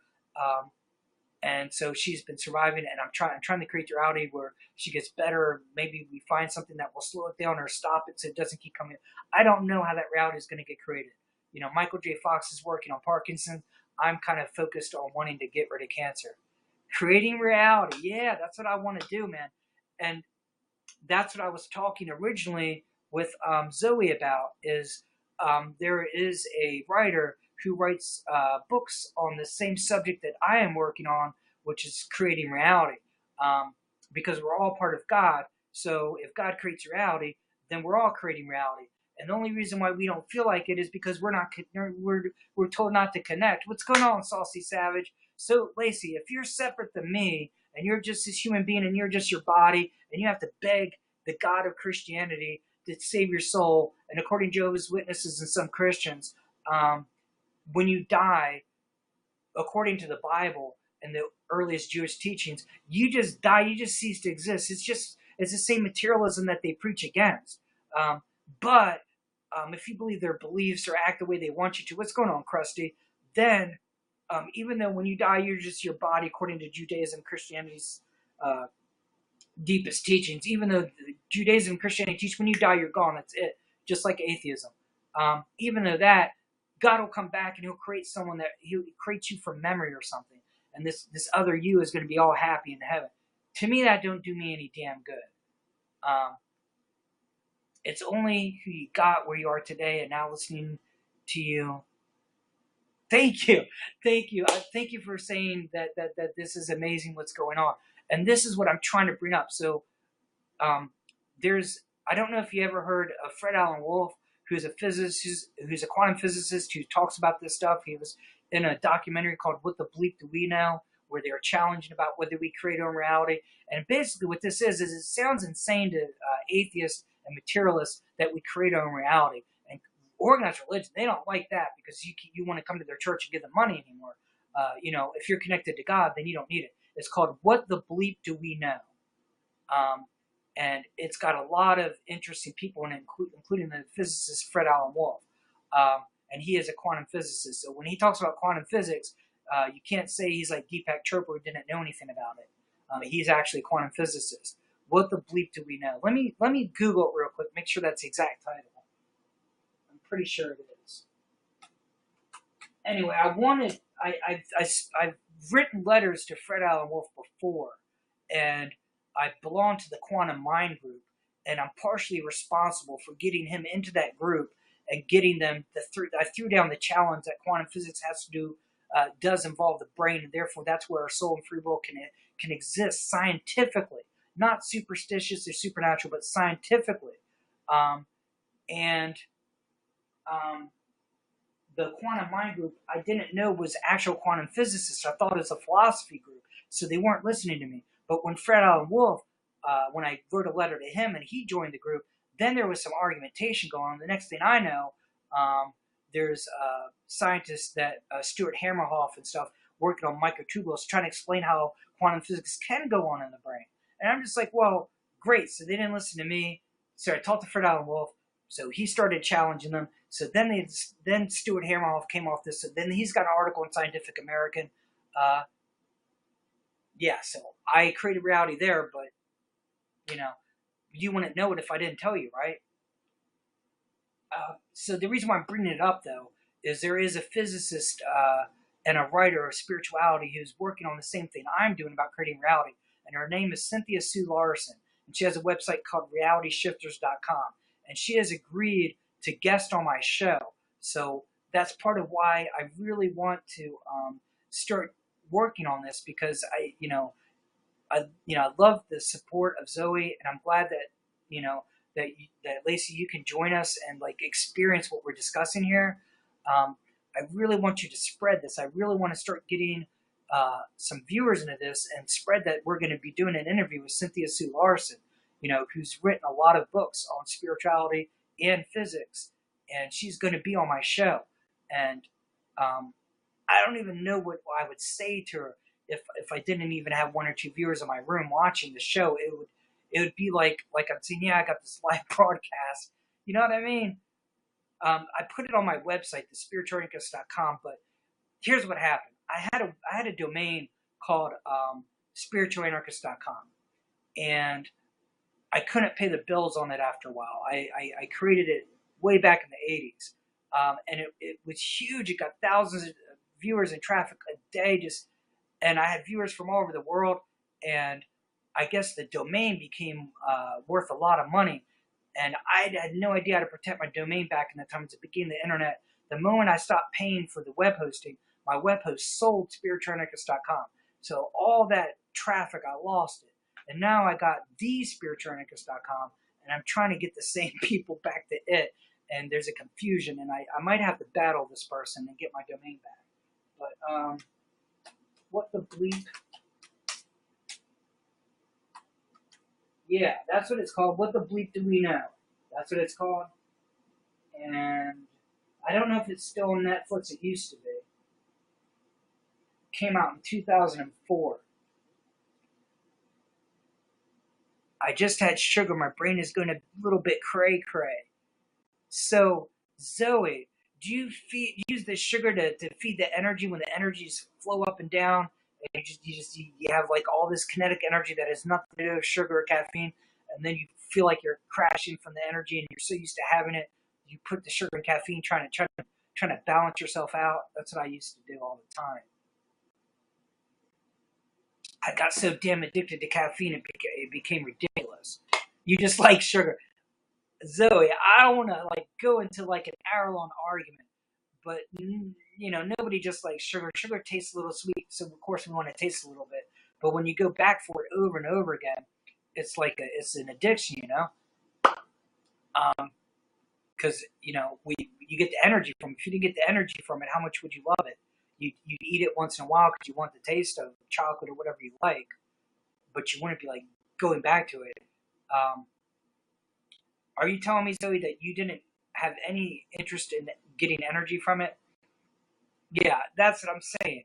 And I think it's partially, I was discussing with you earlier about the Kundalini energy. I had the same problem. Yeah, it's a drug. The thing is, okay, here's how it works. Just to break it down real quickly.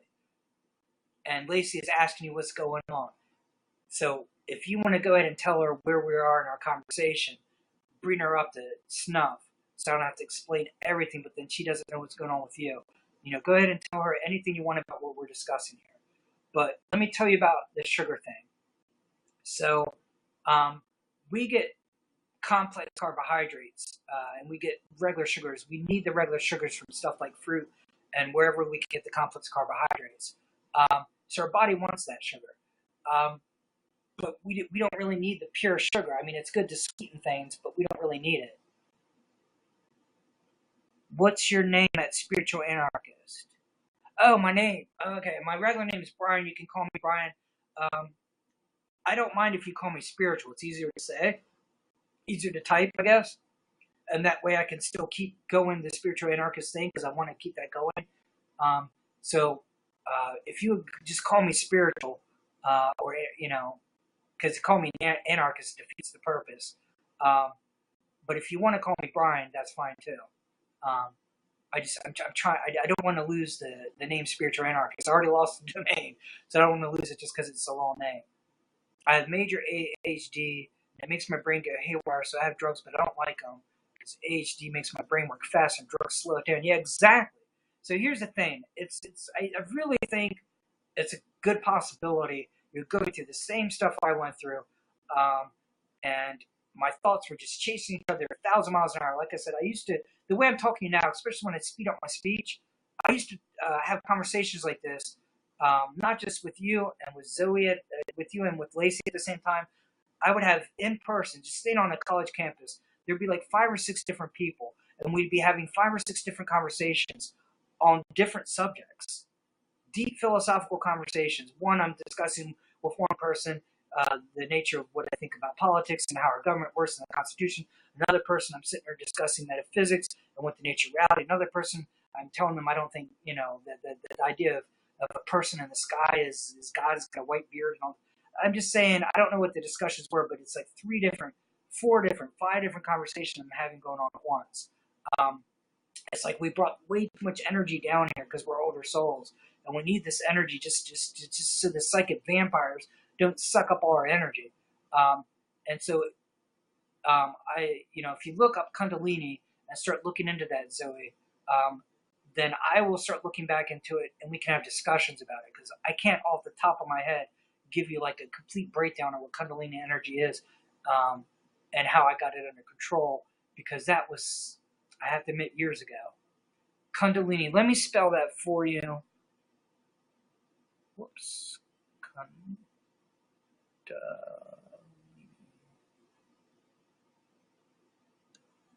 Kundalini right there.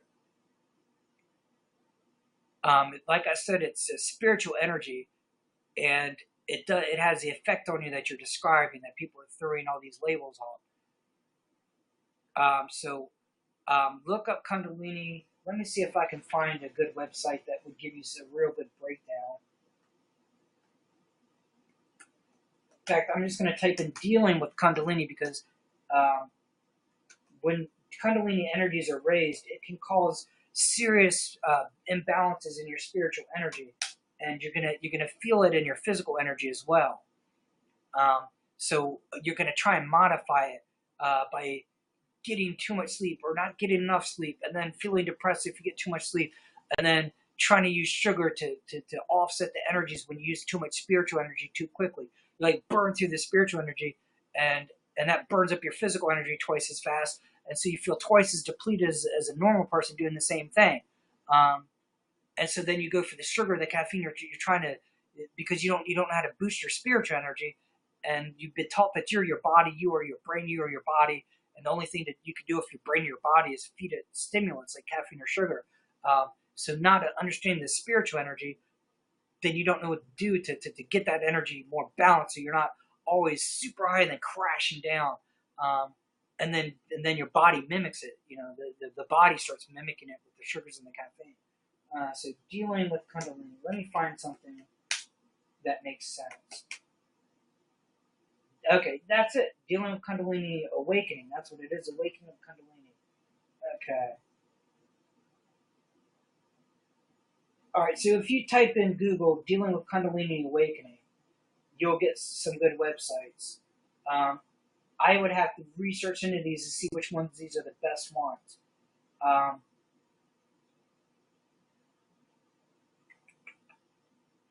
Let's see. There's a YouTube video. It's about 5 minutes long. I could put the YouTube video on and see if there's anything interesting. Do y'all want to watch this YouTube video? It's only like 5 minutes. Okay. Before we get into the Kundalini, let's get into the addiction. I'm a Buddhist, so the way I look at addiction is a little bit different than most people would look at it. Most people see addiction as having a specific object of focus. So if you are addicted, if you're an alcoholic, you're addicted to alcohol, and the focus is the alcohol, and you get rid of the alcohol and you're fine. What people find out is this is not true. So like a lot of people who are smokers and they're addicted to the smoking, they quit smoking. The next thing they know, they got an eating disorder. The smoking has gotten rid of their appetite. Then they get their appetite back, and because the smoking was messing with the chemicals in their brain, and it was shutting things off, so they weren't dealing with their own emotional and spiritual energy because they wanted to shut it off. So it's not just physical; it's also spiritual. They quit smoking, and now they got to deal with all this energy and all the stress and anxiety and things that they're trying to shut down and repress. And so they have no outlet, and now their appetite's back, so that's their outlet. So you will notice a lot of people will say they quit smoking, and suddenly they start eating, and some people will even tell you, hey, I tried to quit smoking a couple times, but it got me into eating so much that I thought that was more dangerous, so I took smoking back up. I didn't want to get fat and die from a heart attack, so I took up smoking, which also can cause a heart attack. So what I'm getting at here is the understanding of addiction as just one focal point of just something that your mind's focused on is not true. We are basically have what for lack of a better term, I'm going to use Buddhist terms, karma, which is like action. So every action creates an equal and opposite reaction. And basically it's just a chain of events. Like you hit a pool ball on a pool table, and it's going to hit the next ball and the next ball and the next ball. And depending on what angle and what speed you hit it, it's going to hit the corner of the table and the corner of the next table. And if you know what you're doing, it'll knock the ball into the hole. If you don't know what you're doing, the balls are just going to go all across the table, or you might scratch. But there's always going to be a consequence when you hit that cue ball. As long as there's other balls on the table, there's going to be a consequence. It's not going to just go all across around the table without hitting anything. Although I used to do a Zen practice where I tried to do that on purpose. For the most part, most people can't do what I'm describing, being able to hit that ball around the table without hitting anything. And karmic energy is the same way. Life after life, we accumulate this karmic energy from our past actions. And anything that we have addictive in our personality builds up karmic residue, basically. And we're going to come into this life, and we're either going to go back to our old addiction, whatever we were addicted to in our past lives, or we're going to try and get away from it so bad that we're willing to accept any other thing. And so it's basically attachments. And we just basically have attachment and aversion. And everything in our society, from religion to politics to marketing on TV shows, movies, they make money off your attachments. If you don't get excited and attached to things, if you don't want to watch every Marvel movie ever made, then they're going to lose money. If you don't want to buy every weight loss product there is, and you say, fuck, this weight loss products are fake, they're going to lose money. If you don't fall for the alcohol commercials and believe that you have to get drunk to have fun, they're going to lose money. See what I'm getting at? So our whole economy is based on your addictions. They don't want you to lose your addictions. Okay, so yeah, we can watch a video later. It's like a 5-minute video, and I'd never seen it, so I'm not even sure it's going to give me the information I want. I just thought, well, that's a short video, so maybe it'll have something in it that we can build off of, So what I'm getting at then is we have physical energy, we have spiritual energy. And again, when I discuss this, I'm very good. I don't want to say I'm very good friends with Jacqueline. I never met her in person, but I feel like a connection with her. And I feel like I know where she's going and why she was probably a complete atheist. And I'm a spiritual atheist, so I relate to her. Let's see. Every day should feel new and light as a feather. Yeah, that is the goal. That is exactly the goal, Lacey. So the way you get to that is meditation. You meditate, and that's how Zoe could help with her mind and get her thoughts from chasing each other. You listen to your thoughts and you meditate so that you stop attaching to your thoughts. You are not your thoughts. Once you can let go of thinking, I am my thoughts, I am my thoughts, I am my thoughts, and every thought you have thoughts about your thoughts and thoughts about that thought. And is that thought right? And should you feel that way? And should you think that way? And all your thoughts are interconnected with your feelings, and they raise up these feelings. And then other energies can mess with that, manipulate that, push your energies way to the extreme. So if you're really a little bit angry or upset about something, or something that oppresses you, other negative energy beings will exaggerate that in you. In shamanism, we call them flyers, and they exaggerate those energies. So have you ever gotten in an argument with your friend where you wanted to tell them off, and so you told them what you thought and put them in their place, and then suddenly you felt 1,000 times more angry and energy, and it didn't even feel like you, and you felt almost like a puppet, but you know it's you because it couldn't possibly be anybody else. You're you, and you're the one telling your friend to fuck off and calling them every damn name that you never wanted to call them, and you feel horrible afterwards because you're like, that's not me. Why did I do that? And you apologize. You may even cry afterwards because you're like, I'm sorry I got so upset. I'm sorry I got so angry. But and you're confused because you're like, well, I'm not sorry I got angry. I really felt that I should tell you off. But you realize that the level you took it was way beyond what you wanted to take. That's these other energy beings taking advantage of you, taking advantage of the fact that you're a sensitive, emotional being and your feelings are real. And you're like, yeah, my anger's real. They're like, yeah, we can make it even more real, even worse. And basically, it's like a game to them to see how far they can push your energy or your friend's energy to get you, going against each other. You're like, um, avoid all things, avoid getting addicted. You call it agoraphobia, antisocial. Yeah, Zoe, you may be an empath. You may be avoiding contact with human beings because you're picking up on their energies, and it depletes your energy to be sensing their energies. And then if there's any psychic vampires around you who actually take your energy, then you got the double whammy of empathically feeling other people's feelings and feeling drained from that. And then at the same time, these other psychic vampires are like predators where they can sense your kundalini. They can sense that you have high energy and they come in and try and take it from you. So yeah, I would avoid people too if you didn't know what's going on. Thank you, Lacey. Yeah, so you feel like a ghost. So it's like you feel like you're not in this world. Um, so I just felt my energy shift when you said that. It's like I felt like an exact, like, I can't describe it. I could call it a tingly feeling, but it's like my entire skin start crawling in a positive way, which doesn't necessarily feel positive because I'm not used to it all the time. Um, Hooked on things really easily. If a new thing comes out, I try hard to get into it, and I won't be able to let it go. So what it is what's going on, Stefan? Is it Stefan or Stephanie? So you just avoid it. Okay, so here's what's going on, Zoe. Um,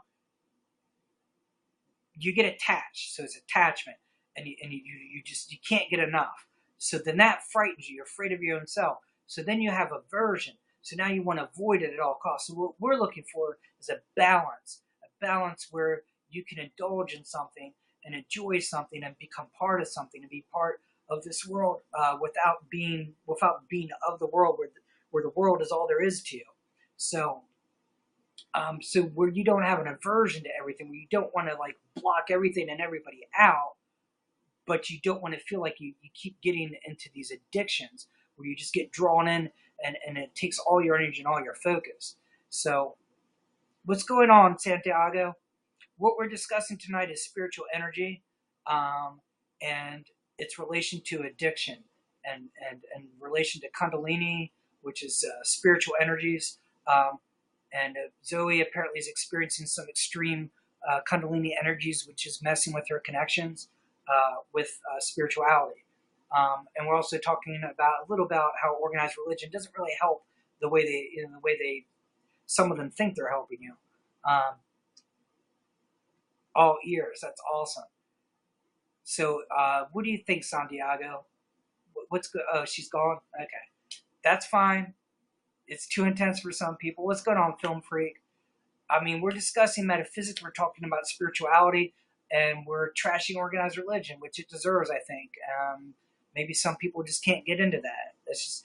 I mean, my name, even though I don't expect everyone to be calling me that all the time because it's a long name, is spiritual anarchist. So you got to know just by the name that I'm probably not really respectful of organized religion or politics that oppress us. I probably don't like organizations and group power trying to push the individual down the stairs and laugh when we can't get up, and then basically help us up and try and make us dependent on them so that we can't walk up the stairs ourselves. It's a bunch of bullshit. Sick of it, tired of it. I think a lot of people are sick of it and tired of it.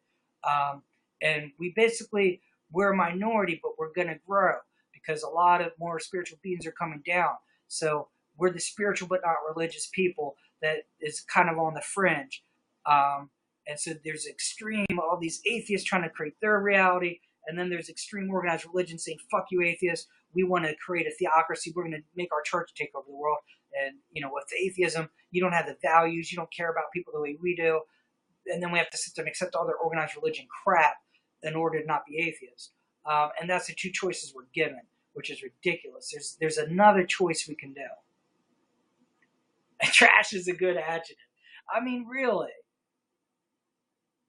organized anything is not going to work. Well, I mean, look, obviously, um, there's positivity to organizing things for a purpose, for a good purpose. But the thing is, if you organize things for a good purpose, then you have to allow for spontaneity. You have to allow for to be able to trust your own spirit that you can compulsively do things. And I don't want to use the word compulsive as much as I want to use the word spontaneous. Spontaneously. What is it? There's a bumper sticker. It's something about spontaneous acts of kindness, kind of mocking the whole acts of violence. It's like random acts of kindness, I think, is what the bumper sticker is. Let me search that, and that's what I'm talking about. Is when they say random acts of kindness, they're not meaning random, like the word random we take so seriously is just without any thought. They're meaning spontaneous, just spontaneously kindness coming from your heart and soul without any thinking or religion or anything pushing you to do it. Thank you, Zoe. Zoe captured a moment. That's awesome. So, I mean, I'll give you an example. What's going on, Sima? I'll give you an example of what I call spontaneity. Getting deep into my spiritual practice and doing meditation, I'm trying to reach an actual spiritual level where I can reach something deeper than I don't want to say deeper than myself, like my soul isn't important. Deeper than myself, meaning the small self, the ego, the little mind that chatters in my brain. My soul, the soul that's connected to the source of the universe we call God, deeper than just the ego self. Yeah, we do need to have chaos in the sense that we need to be able to have the freedom to move. What people are calling chaos, it sounds like a negative word, but in Buddhism we call it emptiness. And basically, if you take a vase and you put a beautiful flowers in it, and you pour water to let that flower grow and give it food and nutrients, before you can add the water and the soil so the flower has something to grow in, the vase cannot be a solid object. It has to have empty space. And it's that emptiness that we're referring to when we call chaos, because in that emptiness, everything forms.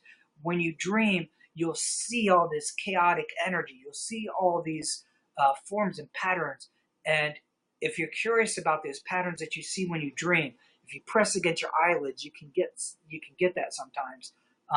But you can actually find those patterns in ancient clothing or things that were made by the shamans. They actually put those patterns into the clothing and stuff they made, and you can see patterns literally from their dreams in that clothing. It's like you're looking at a live dream. That's where all those patterns came from. Cyber Demon, suck a free nation. What is suck a free nation? Is that like we don't live in a free nation, and so that's a bunch of bullshit? Is that what we're talking about here? Hey, Himalaya, how you doing tonight? We got Deuce Boy. Am I saying that right?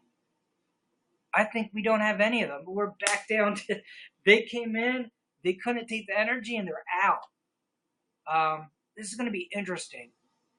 When I bring Cynthia Larson on, you think my energy is crazy. Wait till you see me and her together. I already did an interview with her, a written interview, and it got a little intense. So a live interview where she's live with me, that's enough energy to just, you might see sparks in the air. That's enough energy.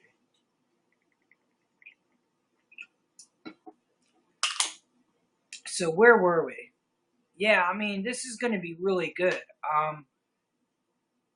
I'm not going to tell her that we might only have 2 viewers. I'm kind of hoping.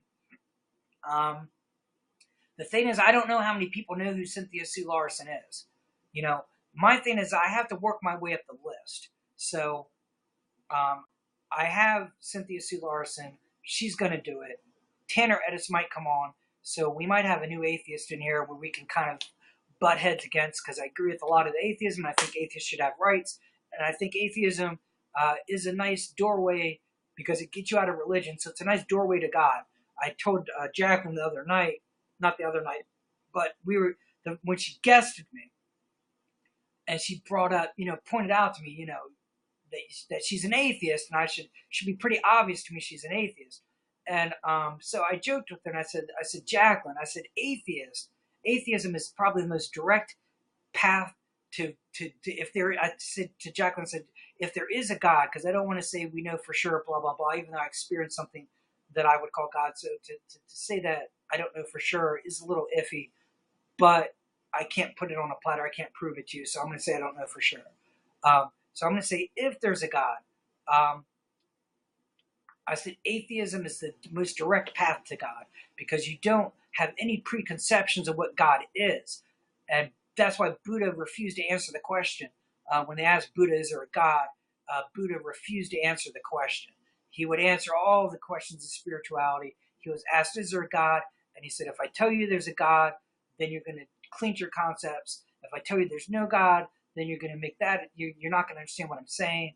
I'm saying, don't have concepts. So you're not going to get what I'm saying either way. So Buddha would not answer the question, is there a God? Would not answer it. Imagine one of the greatest spiritual teachers of all time, and has awakened enlightened masters to help move our world forward, and would not answer that question for a specific reason. What's going on, Savai? I'm going to get sugar again. Zoe, we're going to get your energies balanced so that you're not so dependent on the sugar shit. Because I remember the positive aspects of sugar, but I also remember the horrible. Sugar to me, the way I remember it, it's almost like cocaine when it works and heroin when you come off. It's just horrible either way. I just don't like it. Savai, you're here for the spiritual views and philosophy. I hope you are a little bit serious because that's what we're discussing tonight. We're discussing metaphysics. We're basically discussing original is me. We're basically discussing the problems we have with organized religion. Each one of us has a separate problem with organized religion that's pretty similar. Zoe wrote in your bio, you are a playwright, an actress, and a director. Damn, Zoe, did I not read all that? Zoe said she was going to help me get some videos up on YouTube and stuff, and she told me she was into doing videos and could help me. I didn't know about being a playwright, an actress, and a director.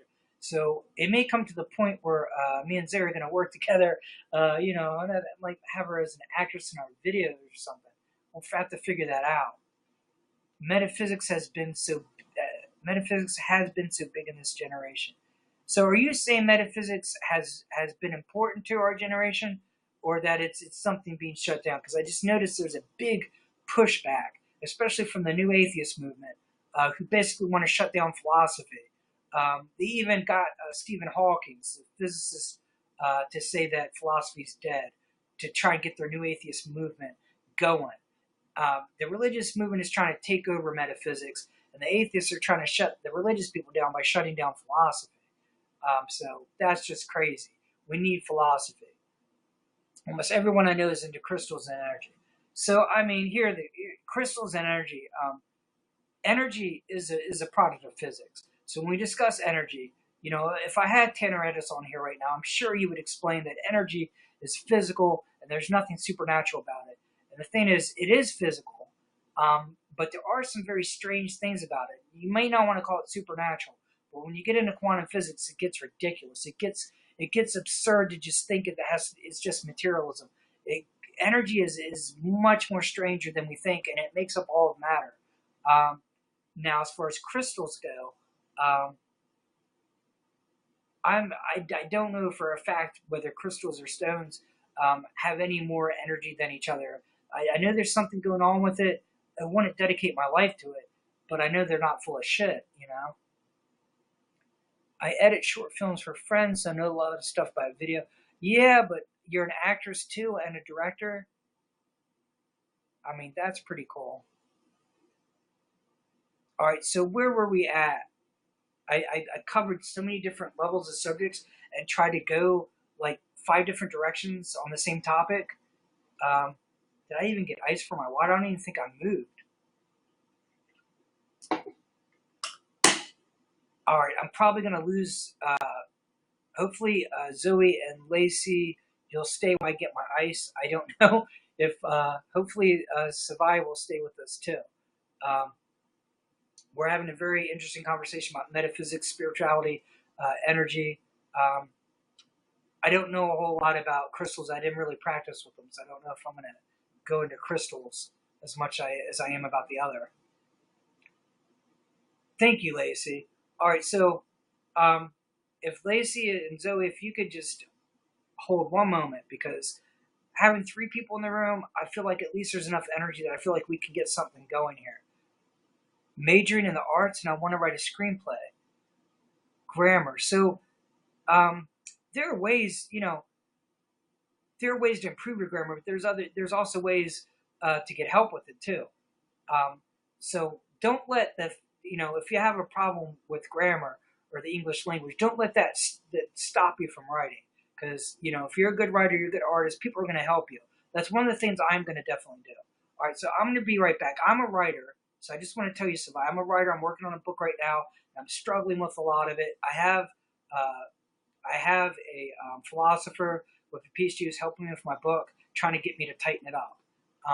So once I get this thing done, I'm going to dedicate a huge part of my life to trying to help other writers who aren't getting help. And so Zoe says she can help you. So that's pretty cool. I'm going to be right back. I'm going to get some ice. But yeah, don't ever give up on art or music or something that's creative if you're passionate about it, because you're having some technical difficulties, some problems. There are musicians. Most of your favorite musicians can't read or write music, and yet they play it by ear, and they're inspiring as hell. So don't give up on it because of technicality. I'll be right back. I have to get some ice, run to the bathroom.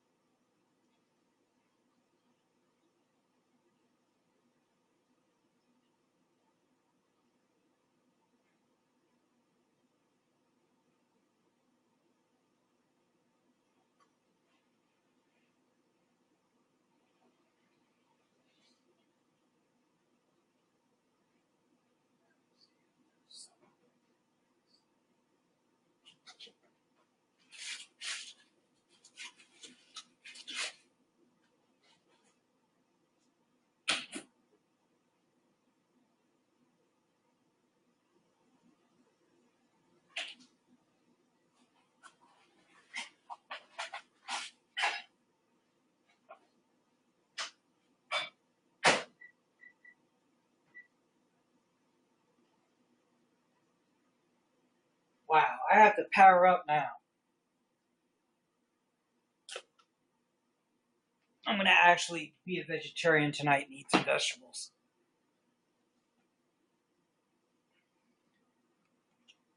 Yeah, Zoe, thank you for helping Savai out. And thank you, Savai, for becoming a fan. Um, yeah, this broadcast is definitely about this.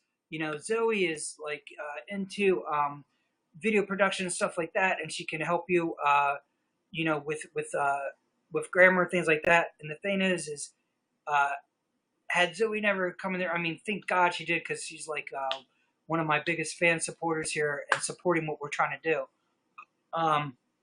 But I am definitely dedicated to promoting artists, musicians, writers. This is society is trying to shut us down, and they just want us to be money making machine slaves.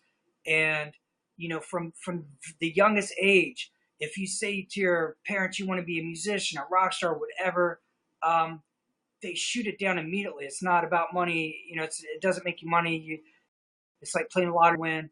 Um, art, if somebody says somebody's an artist, it's like saying they're a flake. Art gives no value to artists, writers, musicians. Philosophy is pushed aside. All the humanities, philosophy, art, music, anything creative is just oppressed in our society. It's ridiculous, just completely ridiculous. If it's not something scientific that can make bigger atom bombs or microwave ovens or better cars or something you can make millions or billions of dollars on, then our society doesn't want to support it. Our government doesn't want to support it. It's just ridiculous and absurd. It's just beyond. And so I'm definitely trying to make a movement that gives us more power over that. I would like everyone to visit my website and bookmark it, because the more people that are checking it out, the more I can get feedback on what I need to change, add, whatever. And hopefully, once we get this website looking the way it's supposed to, you can start sharing this with anybody you think would be interested in. Fuck it, anybody not, even if you don't think they'd be interested, share, with everyone you know. But of course, mostly people you think would be interested. But I really need to get some feedback on this website. And we need to set up a message board so you can interact with me. Yeah, thank you, Zoe. Yeah, your link is better than mine because I didn't want to go off the broadcast and go get it. So follow the link just posted, please, and just bookmark it. You don't have to look at it right now; just bookmark it. And Zoe's going to help me with getting the designs down. And I'm gonna, right now I already put a schedule up, but nothing's on it yet except for the last broadcast. I didn't even put this broadcast up because I didn't know what was going to happen with it. And I was getting into that conflicted state where it's like, oh, I got 2 guests on, I got a physicist, I got a philosopher. This is going to be exciting. All the people are going to come in the room, and we're going to have this. I'll get at least 10 people in there, and once I tell them, who's going to be guesting, then maybe I'll get 20 people, and then maybe I can get Cynthia Sue Larson. I can interview her, and we'll have like a big thing going. But this movement, I guess, is going to be a little bit slow moving, and I'm not sure exactly what I'm going to do about her because she's ready to go now, and we got to figure out how I'm going to do this. I mean, I know the people. We know the people exist. Zoe, Lacey, Savai, all of you are interested in what we're doing here. All of you want to be part of this. So you know that we're not the only 4 people in the world that want to do this. I mean, and this YouNow, it's connected to the net, it's connected to the world. We got 4 billion people on the planet. I'm sure we can get 2% in here, right?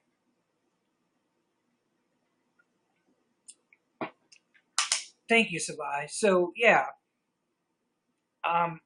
we can do this. This is meant to happen. I'm just getting frustrated because it's going slower than I want. But if it wasn't for the fact, I mean, maybe I shouldn't have lined up Cynthia to do the interview yet, before I got this going. But it's like I wanted to line her up so I could get it going. What's going on, Sam? It's kind of like where they say, you need to get the experience to get the job, but they won't hire you for the job unless you have the experience. But you can't get the experience until they hire you for the job. And that's kind of what the situation I feel like I have in here, where I was like, okay, I can't bring any special guest on. Yeah, that was my microwave. Because I have to have some food. Now we're getting into it deep. So we got 5 years. We're discussing it deep, and I've had no food. So the only thing I have in my freezer is some vegetables. So I'm actually going to be a vegetarian and not eat crap for once, and bring my vegetables out here. So we're just going to have to deal with the fact that I'm eating on my broadcast. I'm breaking a taboo. When I leave the broadcast, I say I'm getting water. I don't always say I'm going to the restroom. You don't. That's private. You don't need to know about that. But the eating, that's just the way life goes. I'm not going to starve, because we want to discuss something. And some is spiritual energy, some is physical energy. And I need the body, even though I am not my body, I do have a body, and I have to take care of it. So give me a second. I am going to grab some food. Lacey's saying you're grateful that you met me. Well, you know what, Lacey? I'm grateful that I met you, and I'm definitely grateful that I met Zoe, and I am grateful that Savai is in here. I don't know him very well yet, but I'm thinking that we're going to have some very interesting conversations at this point.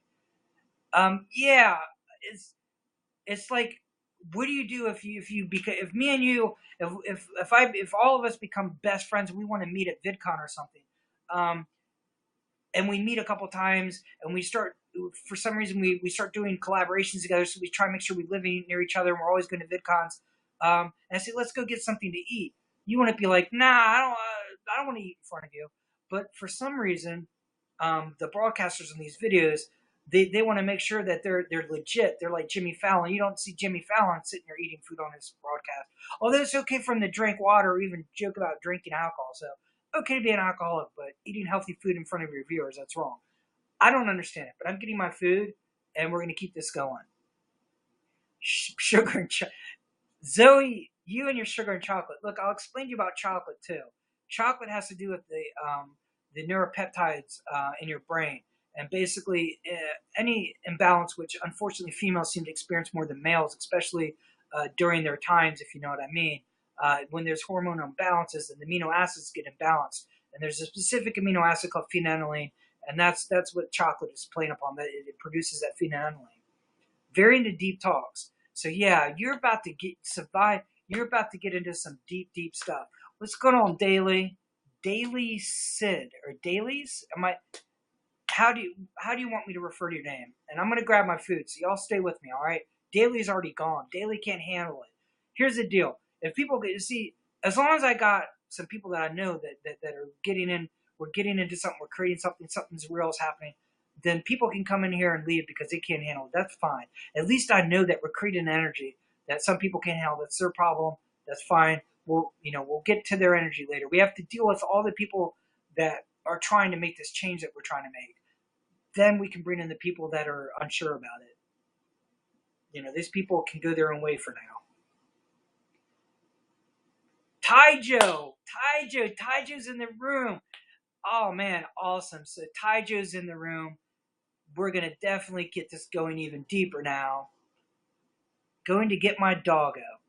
All right, Zoe, so you're going to go get your doggy, and you're still going to be with us, right? Because I want to keep this going. I'm going to get my food up. All right, nobody leave. Nobody leave. I have to have some food. I can't deal. Can't deal without food.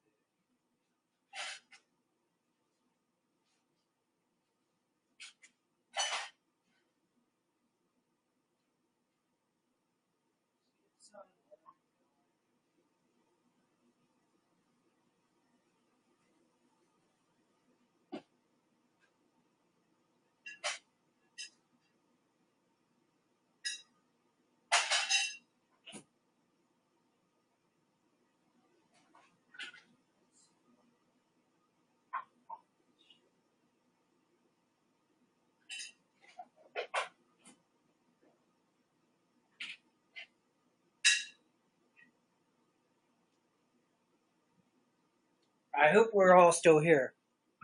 I know it took a minute to grab food. Let us go and watch us stay. Yeah, Lacey, you got it. You're right. So Lacey's already getting what I'm talking about. Taijo thinks about leaving. Why would you leave, Taijo? I mean, it's okay. It's just, what did I do? Did I do something? Do you want to talk about something specific? What's going on, Taijo? I'm not ignoring Taijo. Taijo's been a fan for a while now. I'm definitely not ignoring you. He's joking around. Well, I'm glad to see you're joking, Taijo. Izzy the potato is watching. So here's what I'm eating. I'm actually being a vegetarian for once and not eating a bunch of cheesy. Whoops. Let me turn that off. That's my synthesizers. Let's see if you can see my synthesizers. Probably not. Okay, I don't know if you can see that. I'm about to turn that volume down before I get myself in trouble.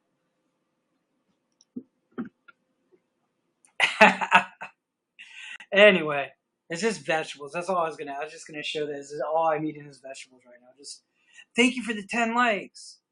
Awesome. Taiju gave me some likes. You helped me out right there, man. So yeah, I'm eating broccoli, carrots, and I guess they put some peppers and stuff in here. I just put a little bit. I can't believe it's not butter or whatever it is. No, actually, I don't use that anymore. You got the big setup. Did y'all see my keyboards? I got them posted on Instagram. I don't know if you can see on my Instagram. I'm gonna put them on my website too. They'll be easier to find that way. I got about six synthesizers, 6 keyboards, but I only got 3 of them set up because only 3 of them are working really well. Actually, one of them was working, but I had to buy batteries for it, and I left it on all night, and now the batteries are dead. So I went and. When is the last time you used shrooms? To be honest with you, the last time I used shrooms was a long time ago when I saw God. My new herb is salvia because I feel like I have a much bigger connection with salvia now, and it's bringing my energies up to. What's going on, Zoe? Back in the room. Where were we at? Because I went and grabbed food, and I lost train of the conversation. I mean, we were discussing everything.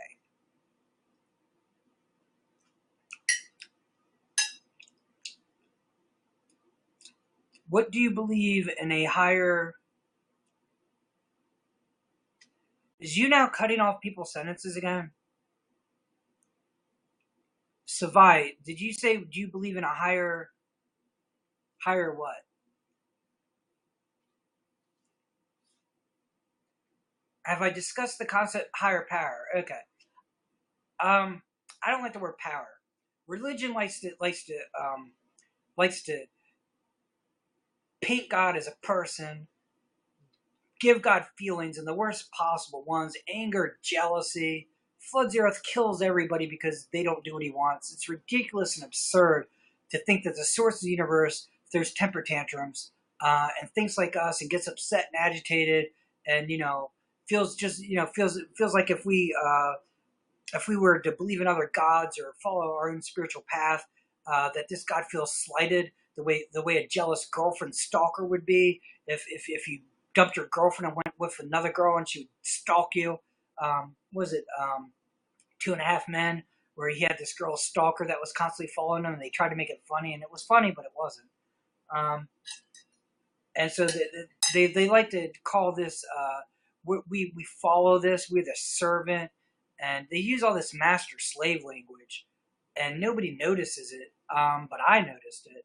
And of course they refer to God as power and say, what's your higher power? You now cut me off. Felt like you were keeping spiritual in check.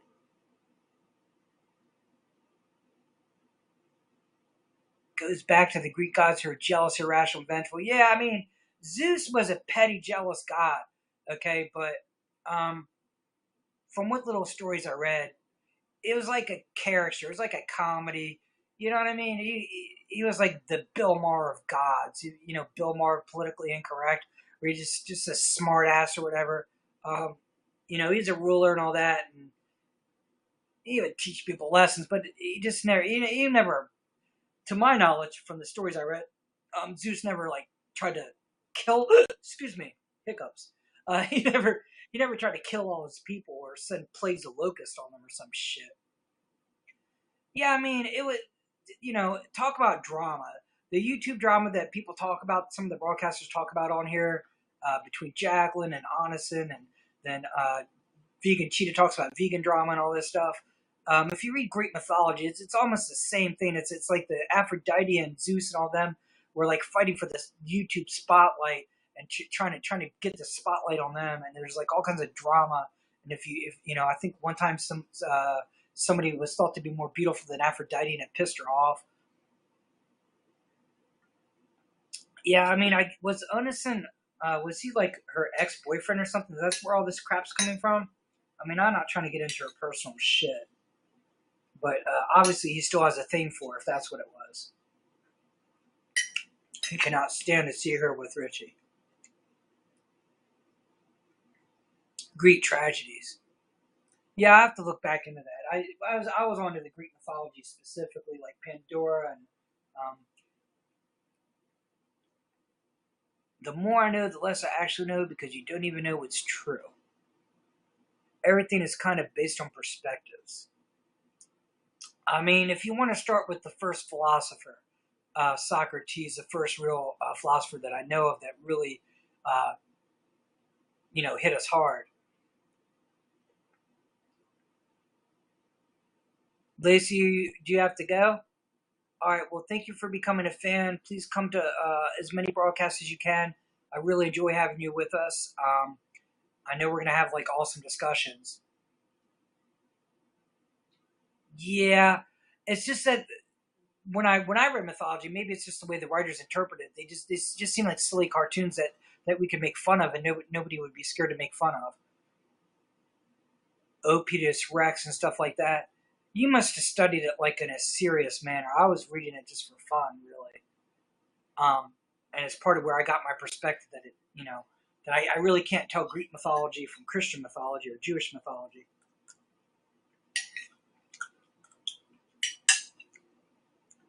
I don't really know how people convince themselves that Yahweh's real, but Zeus isn't. It's the same shit to me. I mean, I found it very interesting, so I studied it for years and years. But at the same time, as much fun as I had with it, I kind of took the fun out of it because I just felt like religion always bullied me. So as I got smarter and start memorizing all these things about these different religions and trying to keep the Bible in my memory, trying to keep all these mythologies in my memory, I would just kind of bully people. No, nerd out, definitely. I'm really into the mythology stuff. I'll always be in love with it. So nerd out as much as possible on it. But I'm saying it took a dark turn because I just wanted to just bully people. I mean, I don't want to bully people, but when I was younger, I just felt so bullied by religion. I wanted to like give them back what they're giving me, you know? Yahweh equals Zeus equals BS. I mean, that's what we were discussing earlier tonight. It's just henotheism, where people used to worship the animal spirits and all that stuff, and they used to try and connect the nature to actual energy of the universe. And then it became gods. Then it was just like beings that are above all of them. That's why I don't like the term higher power. And it was all about power. And eventually it became so much about power that every Greek, not just the Greeks, but every pantheon had to have a god that ruled the other gods. And that's where the Jewish people got it. And that's why what's going on, Brianna? That's why the Jewish people, in their books, still use the original language that they took from the Babylonians and call God Elohim, and they try and bullshit you and say it doesn't mean gods, but at the same time, any rabbi will admit you that Elohim is plural, and then they try to explain why it's plural. Who cares why it's plural? It's plural because you stole the stories from the polytheists. That's the most reasonable explanation. Whatever other bullshit explanation you come up with, I don't care.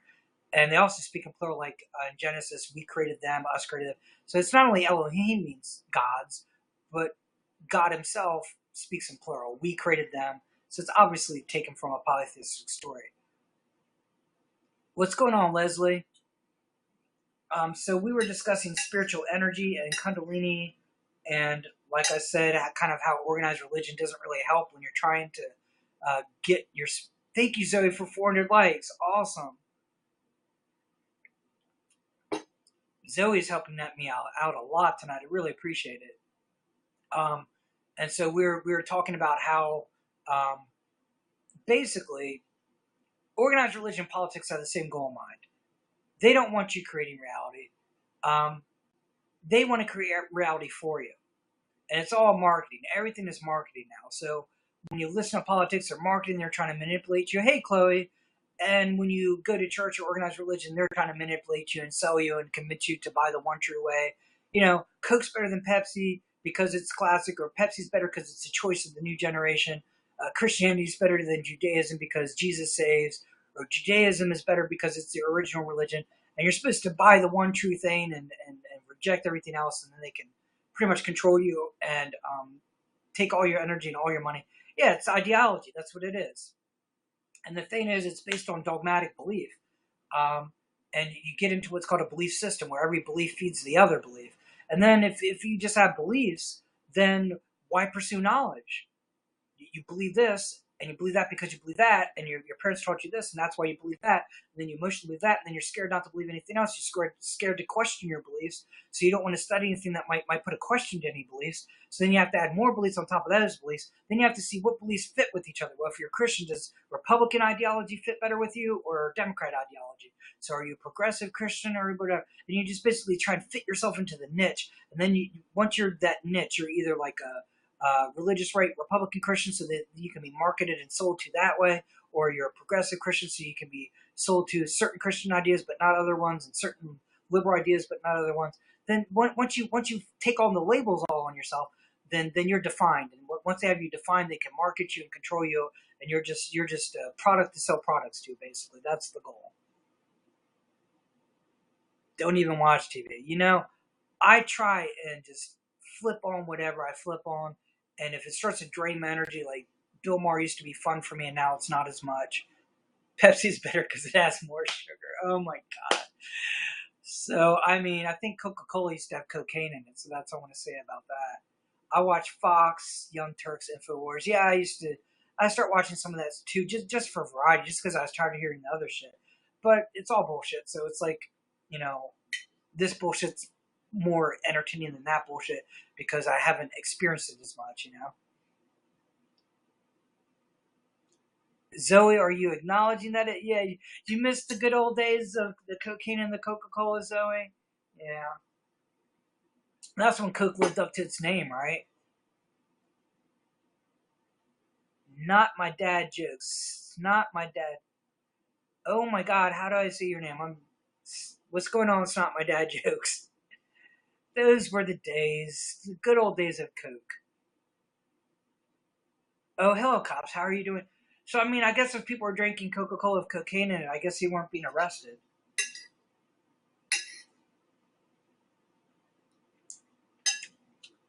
People used to do opium. But, we killed off all the shamans. So the shamans knew what herbs to do, how much of the herbs to do, and not to make ourselves slaves to the herbs. And so the shamans dealt with the actual plants of the tree, the cocoa plant, whatever the plants were, and they respected the energies of those plants. And then we killed them all. So then scientists came in and start synthesizing everything. So it's ridiculous.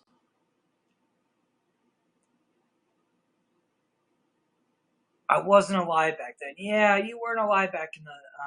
But I wasn't alive during the shaman. So I'm lucky because if it wasn't for shamanism, I wouldn't even be talking to you. I'd probably be dead because I was like, when I was in my teenage years, I was suicidally depressed, and I gave science and religion a chance, and they failed. They completely failed. I knew organized religion didn't work. I went to church like a good little boy. My mom loved, raising me Christian or whatever. I didn't buy into it anyway. It sure didn't help my depression, or my spiritual energy at all. Then I went away from religion to science, and they tried to put me on drugs for my depression. That didn't work. So I said, fuck religion and fuck the whole chemical thing. I like science, I support science, but not the whole chemical shit. So I got rid of antidepressants, I got rid of religion, started practicing shamanism, and basically did what they said couldn't be done. That you can't cure suicidal depression, chemical imbalance. You can't cure it. Cured it. So now that I've cured my depression, I don't take antidepressants. I quit antidepressants back when I was 19, and I haven't taken any since, and I'm not going to take them. I don't take any drugs at all, really. If it wasn't for some herbs I do once in a while, I just don't take anything, really. So Taijo is helping us keep the cocaine and the coke. So he actually works for the cartel. So if you need the real Coca-Cola with the cocaine in it, Taijo will hook you up. Zoe says, send me. I'm trying to get Zoe off sugar and you're going to get her on cocaine? Fuck.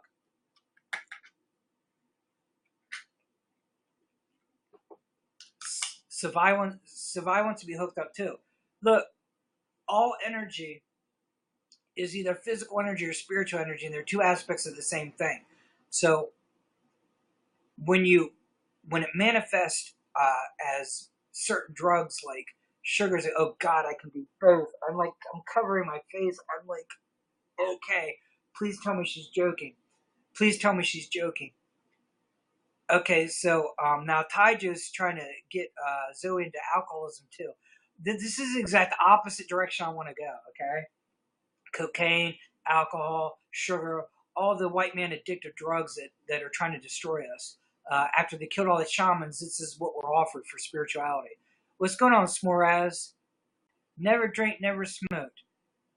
All right, so Zoe, never drink, never smoked. So we already got you on a fairly clean path. Just need to get the sugar and caffeine and chocolate out. Well, don't do caffeine? Okay, just sugar. So we don't have that much of an obstacle, Zoe, then. Because if you do the sugar and the caffeine, they're going to feed into each other, and they'll be just like two people trapping you. So when you try and turn left, one grabs you. When you try and turn right, the other grabs you. So if you just have sugar to get over, we can deal with that. For one thing, like I said before, you're supposed to have sugars. It's just not pure. You're not supposed to have straight sugar. You're supposed to get the sugars from complex carbohydrates. So you can get those sugars. You just need to tune yourself to more subtle energies. And, like I said, we're going to try and research and help you deal with the Kundalini energy. What's going on, Nikki G? Yeah, caffeine makes you really tired. Yeah, I had the same damn problem. That's why I kept drinking the sugar with the caffeine, because the caffeine would lock my brain awake, but I had no energy, so I'd put the sugar in for the energy. Then I'd crash from the sugar, so I needed the caffeine to keep myself from crashing. It became a ridiculous cycle, and I started getting migraines all the time, and I just got sick of it. And so I found a way to quit caffeine and sugar. I just couldn't deal with it anymore. And can your sleeves rolled up? What about my sleeves? We're just going to discuss sleeves? You want me to roll up my sleeves? You want to see my hairy arms? I mean, what's this about, Nikki? What is Nikki talking about? Alcohol is the worst drug. It really is. It's just, it damages every organ in your body. It's in excess. It could just destroy you spiritually. Um, well, that's smart, Zoe. Yeah, I got a lot of that in my family too. I think it has to do with just, if you're an old soul, then you're going to come into you're going to purposely, from life to life, you're going to try to go to the same energy, and it's going to be the same addictive energy over and over again. And so with that high energy, it can go into addictive things, and we're trying to get away from that. And we just happen to be in families that have all these addictive personalities. Looking for track marks. Is that what's going on? I mean, I just told you I don't do drugs, but okay, that's fine. I did admit I do shamanism, so I've touched herbs. I don't consider those drugs. So we were talking about astrology, anger issues, and anxiety. So, Savai, I think anger and anxiety is very connected to each other, because one of the first spiritual things I learned to try and get past uh, depression is, and this is a spiritual thing that I learned. So I didn't even read it in a book. I just through meditation, I just reached a realization, and that is anger, hatred, and fear are not three different things completely. They're actually three different aspects of the same energy. And so anxiety is a form of fear, and the fear is what creates a cycle between anger and fear, anger and fear, anger and fear. So if you work on your anxieties, it will help you work on the energies of your anger. Also, you do need anger. Also, is a symptom of not expressing yourself. So if you learn to express yourself, again, getting rid of, working on your insecurities and fears so you feel you can express yourself. You might be dealing with the throat chakra, which has to do with expression. If you work on expressing yourself, then you work on the anxieties. Once you work on the anxieties, that untangles the fear. If you untangle the fear, then that helps you with the anger energy. But you, of course, I'm not saying to never express anger energy. You need to express it and get it out of your system once in a while. You just don't want it to become who you are. You want it to be something you can express and let go of it when you're done with it. You know, if somebody is being a bully to you, oppressive to you, you need to be able to stand up for yourself and get angry if you have to. But don't make it your lifestyle. Don't make it like don't make anger your God. Don't worship it. That's another problem I have with Christianity. All through the Bible, I'm a jealous, angry God. I'm a jealous, angry God. Well, if you worship a jealous, angry God, it's going to be pretty damn hard to do what I'm suggesting you work on, because you're basically seeing the creator of the entire universe is in constant anger and jealousy, and loves you, and somehow anger and jealousy is compatible with pure, unconditional love. That's ridiculous. It's completely absurd and ridiculous.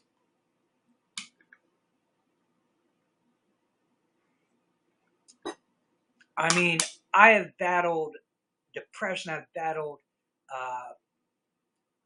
blood sugar disorders because physical and spiritual, like I say, are connected. So I'm sure my spiritual energy went way past what my physical energy should have been. That's why I had to grab food. And I'm sure my eyes got a little blurry or whatever.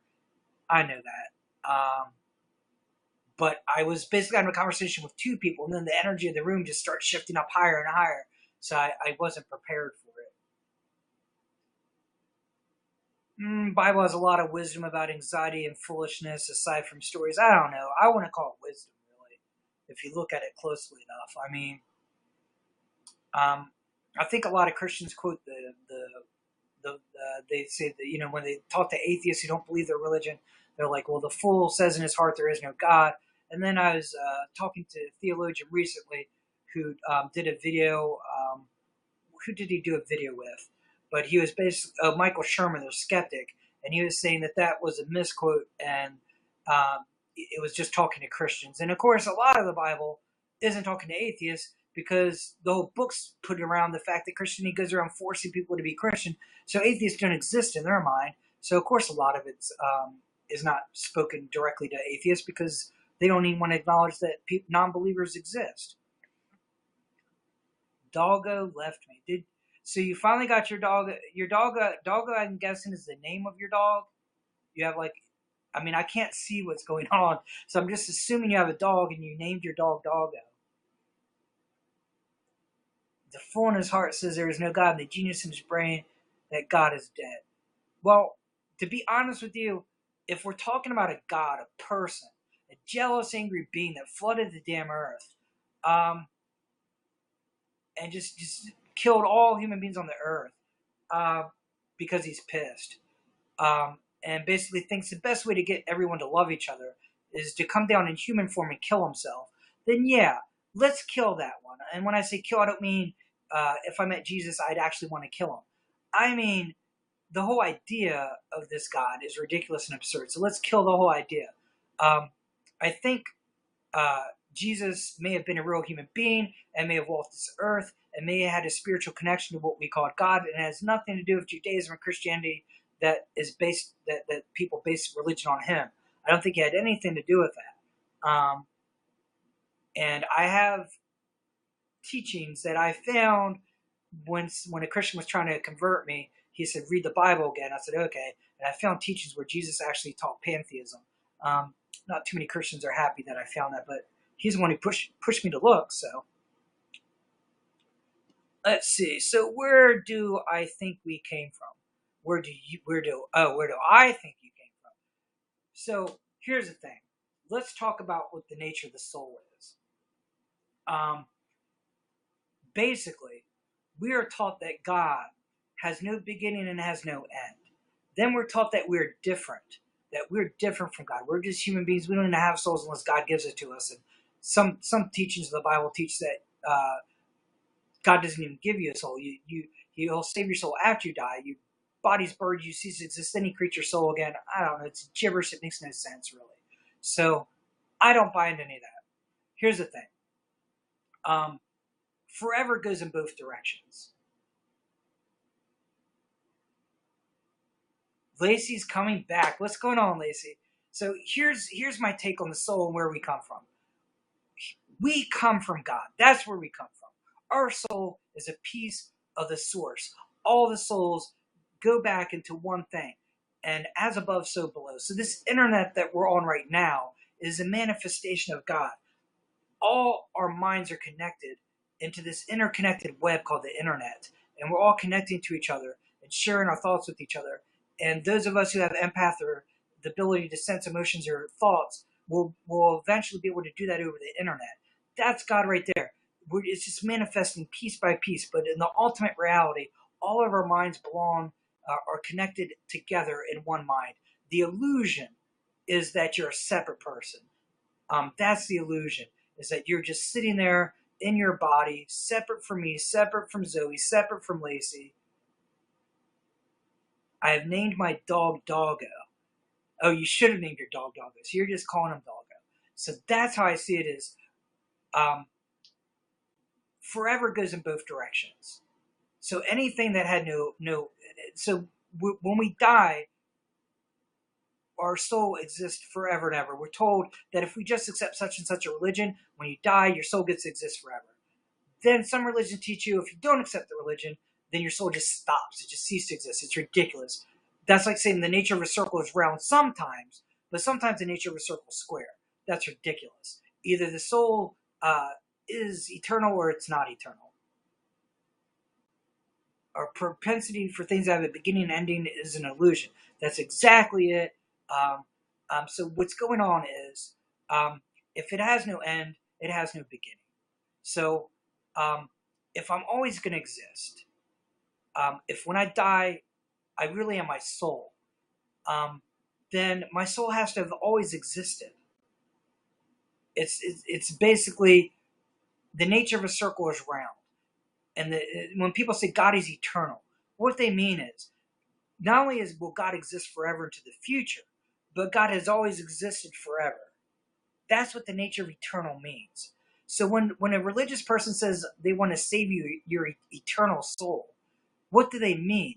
If the definition of eternal for God is that God is not only will exist forever in the future, but has always existed forever in the past and always will exist and exist eternally. If that's what eternal means, then if my soul is eternal, then by definition of eternal, not only will my soul exist forever into the future, but it has always existed forever in the past. So that's why reincarnation makes sense. So when people say, "Oh, reincarnation doesn't make sense," and they have like their emotional reasons for not liking it, reality is reality. I think reincarnation is real. It makes more sense to me than anything else. Thank you for the 10 lights, Taijo.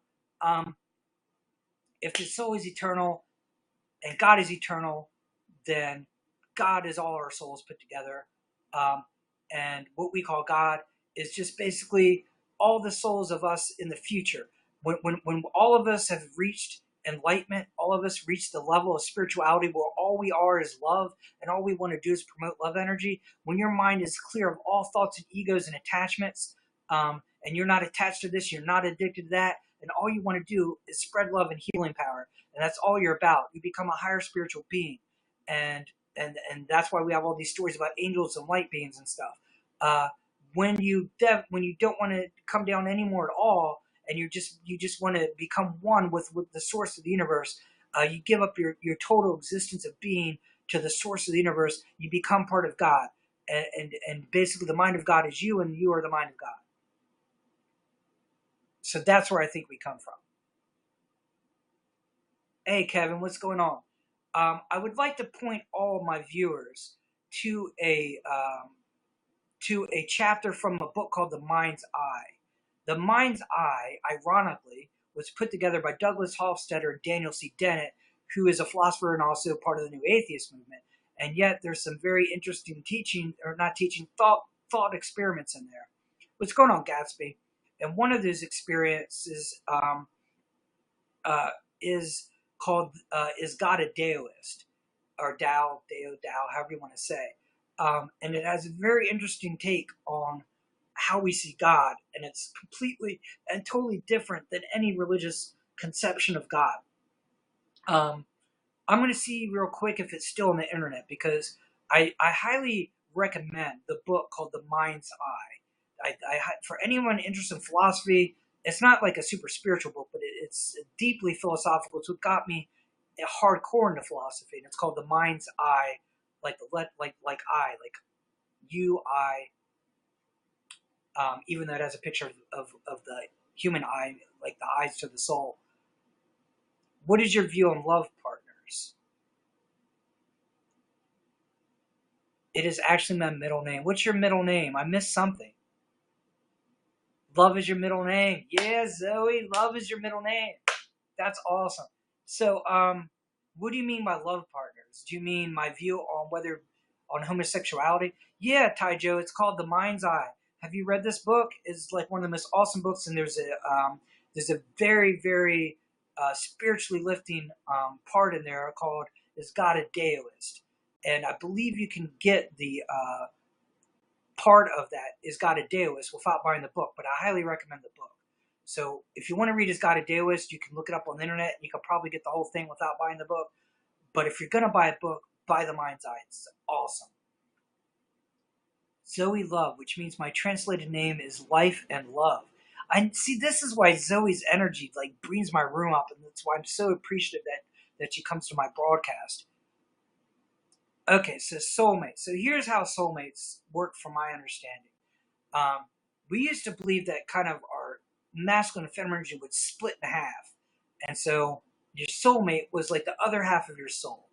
Um, to a degree, I don't want to dispute that completely, but that implies that you only have one soulmate and you can't connect with anybody else, which is ridiculous. So if you're gonna put away our interest in just finding a specific romantic type of love and feeling, supported emotionally, and the sexual love where we feel like we can trust our partners and we want to raise families with them, and we're just talking about pure unconditional love, just a love connection where you're my brother, or me and you are connected like family, and it's just love, it's unconditional love between the two of us that has nothing to do with romantic love, has nothing to do with sexuality, just unconditional love for each other.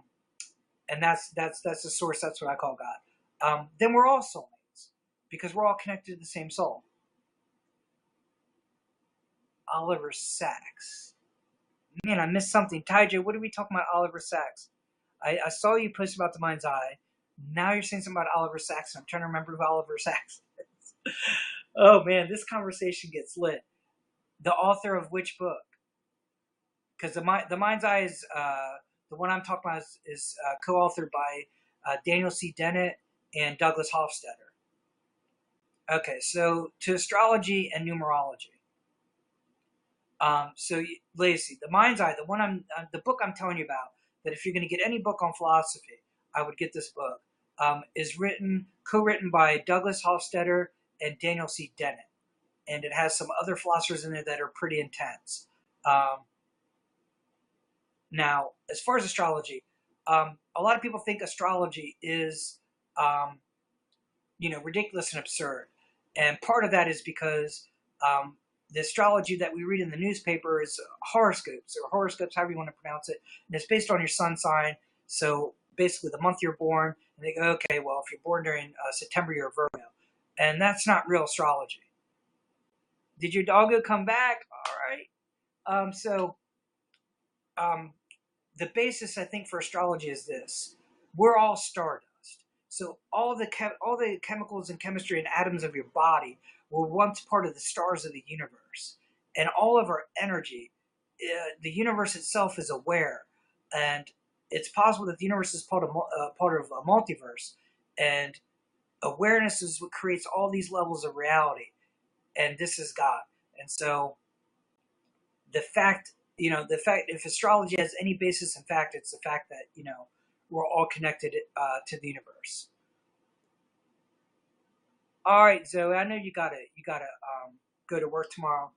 Thanks for bringing this energy up in the room, because it's gotten really intense here. Now I got to bring the energy up without Zoe. Don't know how I'm going to pull that off, but we're going to do it, right? Recently, Roland. So, is everybody in this room, are you all aware that I'm working on doing some guest spots with some serious philosophers and some serious physicists and writers on spirituality, published authors, writers of I'm going to be doing an interview with Cynthia Sue Larson, who has a website, Reality Shifters, and has written books on creating your own reality. And I'm going to be doing a guest spot with her on my show very soon. And I'm also working on trying to get Tanner Edis, who's part of the New Atheist movement, so we can discuss where I agree and disagree with him. Because I know people have come in and out of here. Is everyone aware of what we're doing with this?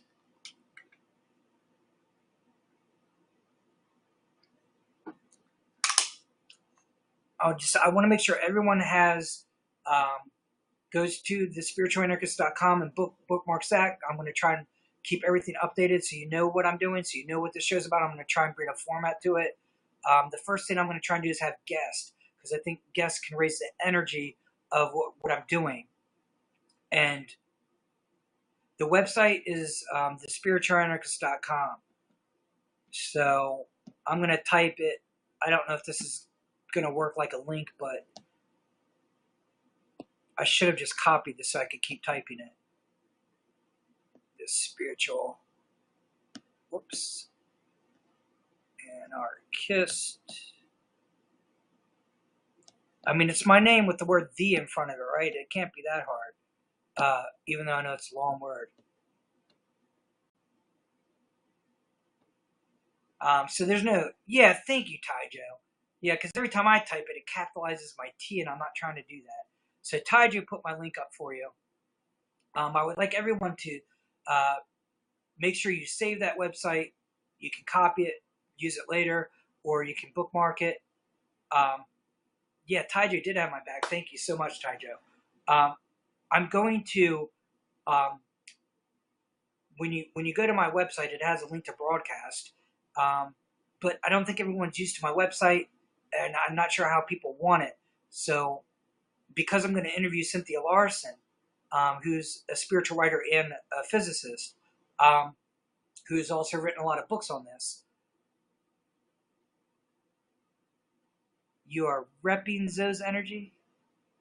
Repping. Repairing? Repping? Do you mean like repairing? Because I am trying to help her. Yeah, because I kind of been where she's been. And it's if you don't know what's going on, it's a little bit scary, actually. And you definitely don't want to be caught up in all kinds of addictions, because it can just screw up your life. And if it does, you're obviously not going to really have much time or energy for spirituality. Yeah, I'm trying to represent. Yeah, more it's kind of like she represents my energy in a way. It's just like this. The energy you feel from her is what I've been trying to raise in my broadcast, and I just not been able to do it, because every time I would come in here, I'd only have one viewer at a time, and I would just, it was like really hard to push my energy up to that level, talking to one person while people come in and out of the room and leave. Aren't we all the same? I mean, we're all connected. Yeah. So I mean, if I'm talking to Lacey, I'm talking to every human being on the planet, right? Yeah, Taijo, you're one of my top fans, so I got you listed in my top fans, and I think a lot of people have fanned me over the past couple of days, so I'm going to check that out tonight. And anybody who's in my fan list, I'm going to start adding you to my website. I want to show appreciation for all my fans, because right now I'm just starting out, and if I ever get to the point where this is a broadcast and I have hundreds of people in my broadcast, it's going to be because of you. And so I want to give everyone the credit. Until I can get 50 viewers at a time. I mean, I'm always going to be appreciative of my fans, but I'm really appreciative of the fans that I have right now, because right now, I can't get 10 people in the same room. I think I've gotten 8 people in the same room for maybe 10 or 20 minutes. That's the most I've ever pulled off.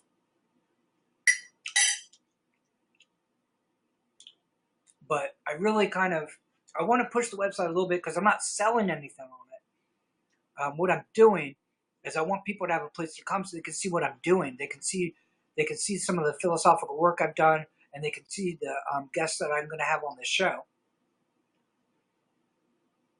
Some of your philosophy is based about the individual people, so this right now is important. Thank you, Lacey. I mean, I feel like I'm doing something that I feel like is an important thing. Hey, Savai, I thought you had left me. It keeps saying I have one viewer, and I'm talking to Lacey, I'm talking to Savai, I'm talking to Taijo.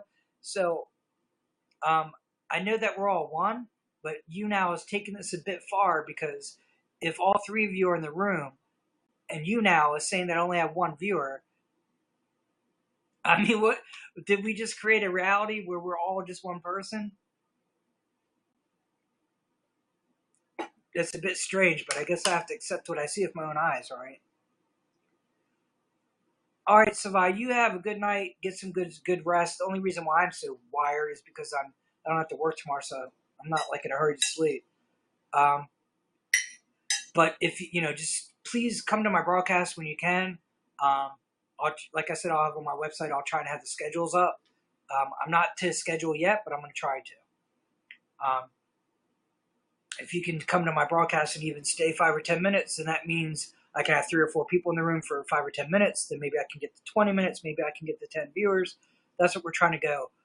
Because I'm trying to bring this into kind of like a movement for spirituality that has nothing to do with organized religion. And so we can kind of change our society for the better, so people will learn about philosophy and understand what the importance of it.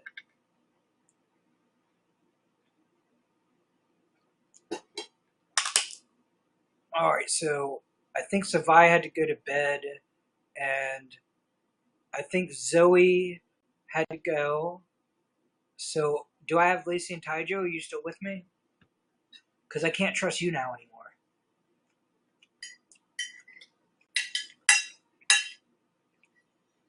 I mean, it looks like I've been broadcasting for 3 hours, and we've had a lot of people in here.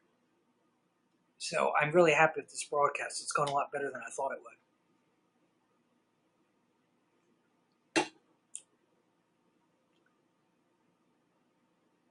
All right. Well, Savai said goodnight. Zoe said goodnight. If Lacey or Taiju said goodnight, I missed it.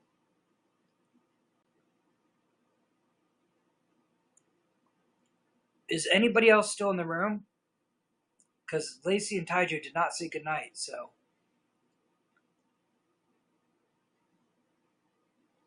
I actually have no idea who I'm talking to, if anybody.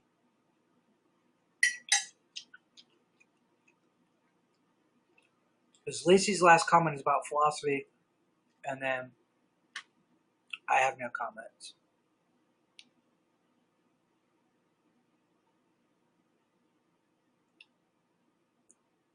All right, well, if everyone called it a night and you're all going to go get some sleep, this broadcast has been going for 3 hours, and I'm trying to get it down to an hour, but sometimes I can't because of the way people have to come and go. So I'm probably just going to end this broadcast because it is, I don't know what time it is, but I think it's pretty late. Yeah, it's 1 a.m. in the morning. It's not super late, but Lacey, you still here? So Lacey, thank you, Lacey. You said that my tripod like jumped off the floor. You said you said it's powerful, and the next thing I know, it's like my tripod is jumping, and it's like I didn't purposely zoom in and out. My tripod just did it. It's pretty funny. So Lacey, how you want? Are you tired? Because I think it's just me and you. That's what I think. Because I asked if anyone's here. The energy is here. Okay. So Lacey, it's just me and you. I've had a good broadcast so far. I don't know if we're going to get more viewers, but if you want to stay and talk for a few minutes, we'll keep going until you got to go and you say, "Hey, we talked about everything," and you're tired and you have to get to bed. We can just have a conversation, or it's not just a broadcast really. It's just me and you. We're just going to have a conversation. more of a listener. This is something also I'm going to have to learn to deal with.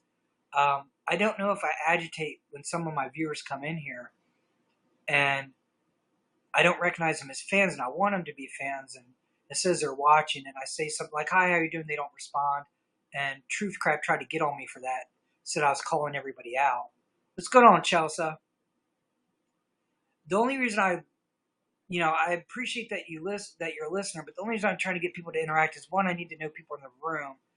Otherwise, my energy gets kind of displaced. Where I'm like, the other thing is, you don't have to converse back and forth continuously, but I want to know where your thoughts are going. I want to know, post a thought once in a while, so I know what questions are in your head. Like, what are you thinking right now? I have no idea what you're thinking right now. Because I feel like I covered a lot. Are there specific questions that you have?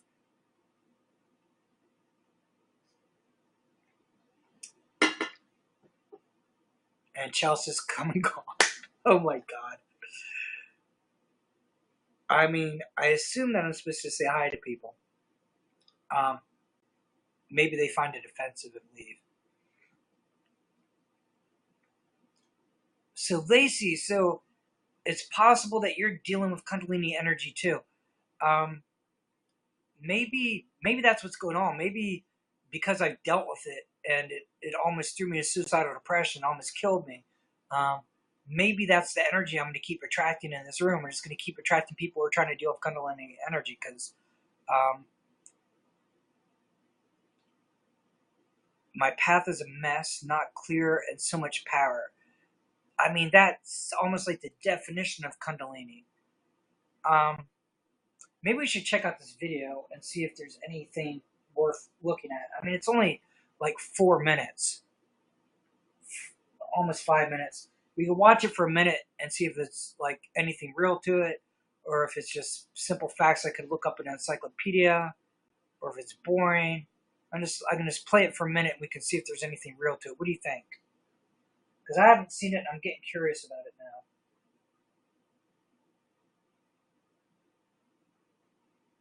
Lacey, do you want me to play this video for a minute and see if there's anything worth learning about? I mean, because I don't have everything memorized about Kundalini. I had to deal with it a long time ago, and I know enough about it to know what we're dealing with.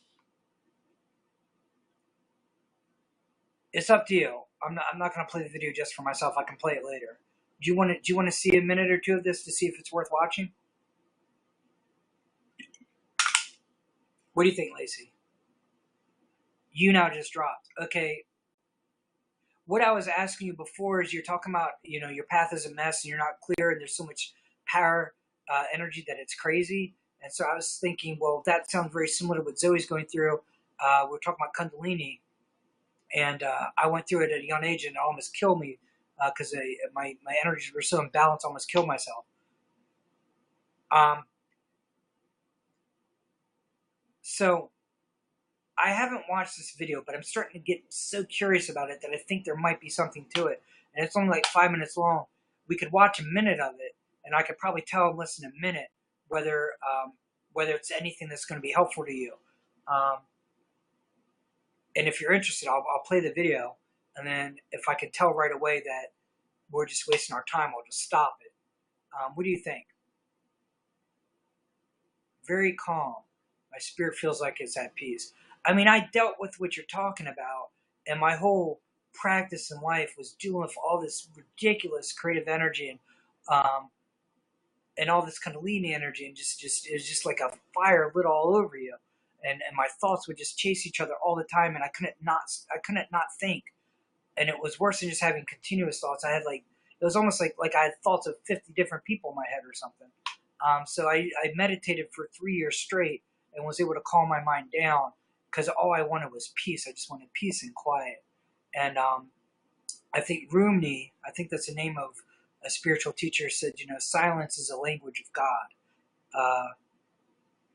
Let me look up that. It's basically, I think it's silence is a language of God and all else is a poor translation. It's like a very deep spiritual teaching.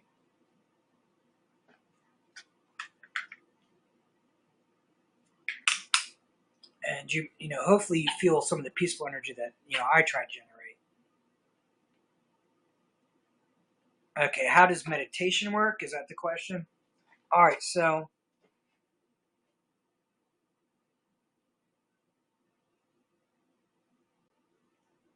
what's your question about God? Oh, okay. Silence is the language of God, and all else is a poor translation. So basically, I can translate that for you um, by using the words that inspired me to meditate and make me want to find out if this is real, and make me want to find out if there's a God, make me want to find out what the true nature of reality is. And it's really, really simple. Um, God is in the silence. And basically, here's what it is. You are God. I am God. The deepest nature of you is your soul. Shutting all the thoughts and ego and all that, it's part of who you are. It's just a manifestation of who you are. But the true nature of who you are is your soul. And your soul, on the deepest level, is connected to all the souls uh, and is directly connected to the highest energy souls, which are directly connected to the source of all souls, the source of all energy, which is God. Um, so to connect with a part of your soul that's connected to all the other levels of your soul, all the way up the ladder to the part of your soul that's directly connected to God, where your mind can become one with God, where there's no difference between you and God. And so all you feel is love energy. And not only do you feel, first you feel the love energy heal you, like, oh, God's separate, it's healing me. But then you feel, I'm this energy. This is me. I'm part of this. And you don't feel separate from God anymore.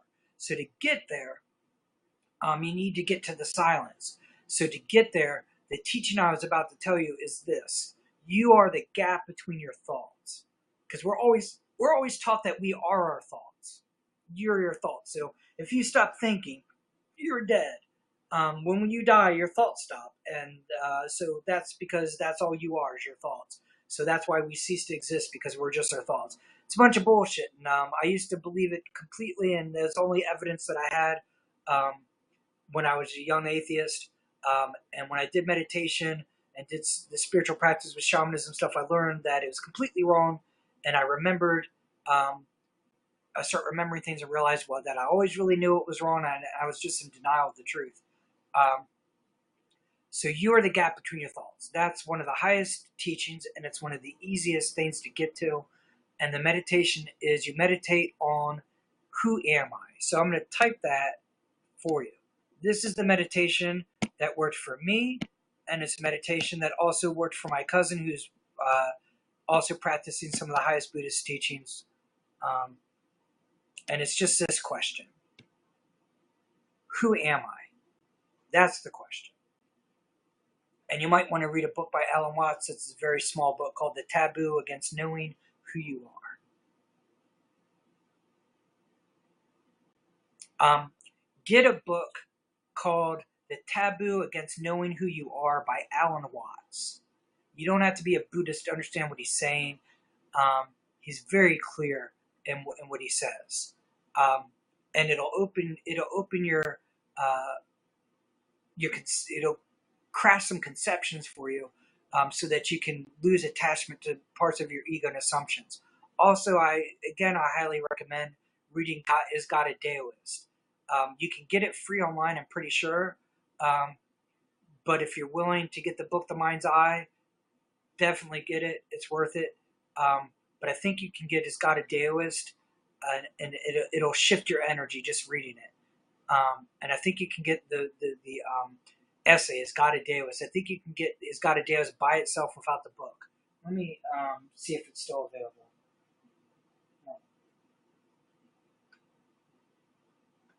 Because they used to have this book available online.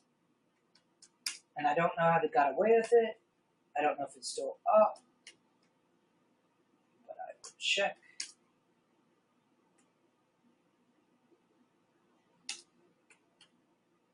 The Mind's Eye online. Let me see if they still have it. I don't know. Hopefully they do.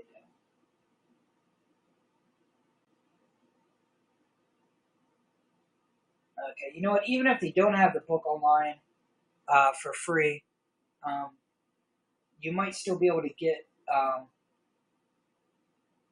is got a day list. Let's see, they've got the Mind's Eye blog spot. Let me see if this has it. There's a blog, A Soul with Thoughts and the Power to Process What's Going On There. So basically, the brain does all the work. Somehow, the brain processes language. And so we relate to our level of reality using language. But as far as there's two aspects of the brain: the matter part and the energy part. So if you study the brain, you'll find out that it's electrochemistry. So in other words, it's not just chemical reactions in your brain. There's electricity. There's electrical charges to it.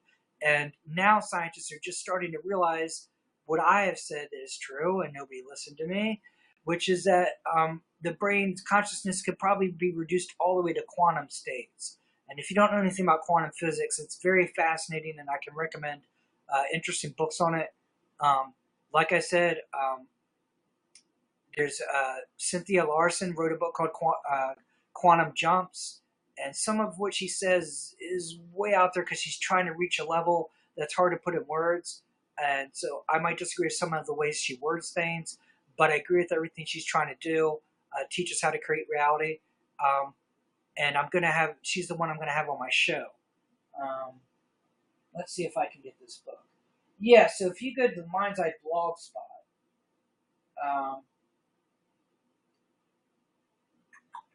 now I'm going to look it up. It's called There's Got a Day. This is chapter 20. Let me see if I can bring it up. There it is. I found it. So it is online. So let me give you the link. You can get this. You can read this book online for free. The Mind's Eye is a pretty heavy book, but it's broken into different sections. So you can read one section by itself, and you can just read Has Got a Day List, and that is worth the price of the book itself. And there's other parts in it that I could recommend. There's a one called Boards and I, it's written by a guy who's a non-dualist, and it's interesting. But I just think every part of it's interesting. But if you get the Mind's Eye, you don't have to open it up and read it like chapter 1 and go, oh, like a story, I need to know what happens in chapter 2. It's not done like that. The book is separated in sections, and each section deals with a certain aspect of philosophy, like mind and machines. And then each one has different essays, and you can just pick the essay you want to read. So for me, it's very inspiring to just pick up a book and be able to say, okay, I just want to focus on this one topic or this aspect. You just flip that book to that one essay and get a whole lot out of it. It's not a book you have to read cover to cover. What's going on, Miss Cold Dog VIP? Oh, Cold Dog VIP became a fan. Awesome. Thank you for becoming a fan. Lacey, I'm going to get you this link, okay? It's basically the mindeye.blogspot. Let me see what the main page is. Yeah, just the mindeye blogspot. Okay. Let me put it on my iPhone so I can copy it and paste it into the chat.